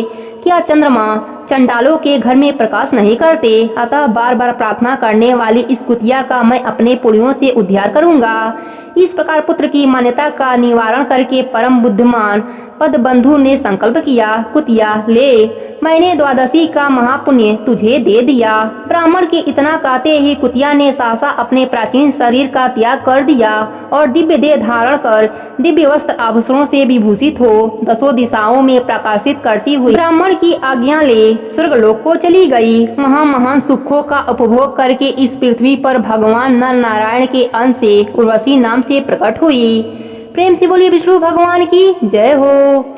श्रुतदेव जी कहते हैं, राजेंद्र, वैशाख के शुक्ल पक्ष में जो अंतिम 3 त्रयोदशी से लेकर पूर्णिमा तक की तिथियां हैं वे बड़ी पवित्र और शुभ कारक हैं। उनका नाम पुष्करणी है। वे सब पापों का क्षय करने वाली है। जो संपूर्ण वैशाख मास में स्नान करने में असमर्थ हो वह यदि इन 3 तिथियों में भी स्नान करे तो वैशाख मास का पूरा फल पा लेता है। पूर्व काल में वैशाख मास की एकादशी तिथि को शुभ अमृत प्रकट हुआ। द्वादशी को भगवान विष्णु ने उसकी रक्षा की। त्रयोदशी को उन श्री हरि ने देवताओं को सुधा पान कराया। चतुर्दशी को देव विरोधी दैत्यों का संहार किया और पूर्णिमा के दिन समस्त देवताओं को उनका साम्राज्य प्राप्त हो गया। इसलिए देवताओं ने संतुष्ट होकर इन 3 तिथियों को वर दिया। वैशाख मास की ये 3 शुभ तिथियां मनुष्य के पापों का नाश करने वाली तथा उन्हें पुत्र पौत्र आदि फल देने वाली हो। जो मनुष्य इस संपूर्ण मासों में स्नान न कर सका हो वह इन 3 तिथियों में स्नान कर लेने पर पूर्ण फल को पा लेता है। वैशाख मास में लौकिक कामनाओं का नियमन करने पर मनुष्य निश्चय ही भगवान विष्णु का सायुज्य प्राप्त कर लेता है। महीने भर नियम निभाने में असमर्थ मानव उक्त 3 दिन भी कामनाओं का संयम कर सके तो उतने से ही पूर्ण फल को पाकर भगवान विष्णु के धाम में आनंद का अनुभव करता है। इस प्रकार वर देकर देवता अपने धाम को चले गए। अतः पुष्करणी भाग नाम से प्रसिद्ध अंतिम 3 तिथियां पुरदैनी समस्त पाप राशि का नाश करने वाली तथा पुत्र पौत्र को बढ़ाने वाली है। जो वैशाख मास में अंतिम 3 दिन गीता का पाठ करता है उसे प्रतिदिन अश्वमेध यज्ञ का फल मिलता है। जो उक्त तीनों दिन विष्णु सहस्त्र नाम का पाठ करता है उसके पूरे फल का वर्णन करने में इस भूलोक तथा स्वर्गलोक में कौन समर्थ है। पूर्णिमा को सहस्त्र नामों के द्वारा भगवान मधुसूदन को दूध से नहवाकर मनुष्य पापहीन वैकुंठ धाम में जाता है। वैशाख मास में प्रतिदिन भगवान के आधे या चौथाई श्लोक का पाठ करने वाला मनुष्य ब्रह्म भाव को प्राप्त हो जाता है। जो वैशाख के अंतिम 3 दिनों में भगवत शास्त्र का श्रवण करता है वह जल के कमल के पत्ते की भांति कभी पापों में लिप्त नहीं होता। उक्त तीनों दिनों से सेवन से कितने ही मनुष्यों ने देवत्व प्राप्त कर लिया, कितने ही सिद्ध हो गए और कितने ने ब्रह्मत्व का पा लिया। ब्रह्म ज्ञान से मुक्त होती है अथवा प्रयाग में मृत्यु होने से या वैशाख मास में नियम पूर्वक प्रातः काल जल में स्नान करने से मोक्ष की प्राप्ति होती है। इसलिए वैशाख के अंतिम 3 दिनों में स्नान, दान और भगवत पूजन आदि अवश्य करना चाहिए। वैशाख मास के उत्तम महात्म्य का पूरा वर्णन शोक रोग से रहित जगदीश्वर भगवान नारायण के सिवा दूसरा कौन कर सकता है। तुम भी वैशाख मास में दान आदि उत्तम कर्म का अनुष्ठान करो, इससे निश्चय ही तुम्हें भोग और मोक्ष की प्राप्ति होगी। इस प्रकार मिथिलापति जनक को उपदेश देकर श्रुतदेव जी ने उनकी अनुमति ले वहां से जाने का विचार किया। तब राजर्षि जनक ने अपने अभ्युदय के लिए उत्तम उत्सव कराया और श्रुतदेव जी को पालकी पर बैठाकर विदा किया। वस्त्र आभूषण गौ भूमि तिल और सुवर्ण आदि से उनकी पूजा और वंदना करके राजा ने उनकी परिक्रमा की। तत्पश्चात उनके विदा हो महातेजस्वी एवं परम यशस्वी श्रुतदेव जी संतुष्ट हो प्रसन्नता पूर्वक वहां से अपने स्थान को गए। राजा ने वैशाख धर्म का पालन करके मोक्ष प्राप्त किया। नारद जी कहते हैं, अम्बरीश, यह उत्तम उपाख्यान मैंने तुम्हें सुनाया है जो कि सब पापों का नाश तथा संपूर्ण संपत्तियों को देने वाला है। इससे मनुष्य भुक्ति मुक्ति ज्ञान एवं मोक्ष पाता है। नारद जी का यह वचन सुनकर महायशस्वी राजा अम्बरीश मन ही मन बहुत प्रसन्न हुए। उन्होंने ब्रह्म जगत के व्यापारों से निवृत्त होकर मुनि को साष्टांग प्रणाम किया और अपने संपूर्ण वैभव से उनकी पूजा की। तत्पश्चात उनसे विदा लेकर देवर्षि नारद जी दूसरे लोक में चले गए, क्योंकि दक्ष प्रजापति के श्राप से वे एक स्थान पर नहीं ठहर सकते। राजर्षि अम्बरीश भी नारद जी के बताए हुए सब धर्मों का अनुष्ठान करके निगुण परम ब्रह्म परमात्माओं में विलीन हो गए। जो इस पाप नाशक एवं पुण्यवर्धक उपाख्यान को सुनता अथवा पढ़ता है वह परम गति को प्राप्त होता है। जिनके घर में इस कथा का शब्द गूंजता है उनके हाथ में मुक्ति आ जाती है। फिर जो सदा इसके श्रवण में मन लगाते हैं उनके लिए तो कहना ही क्या है। वैशाख मास महात्म्य की संपूर्ण कथा यहीं पर समाप्त होती है। प्रेम से बोलिए मधुसूदन जी की जय हो, विष्णु भगवान की जय हो।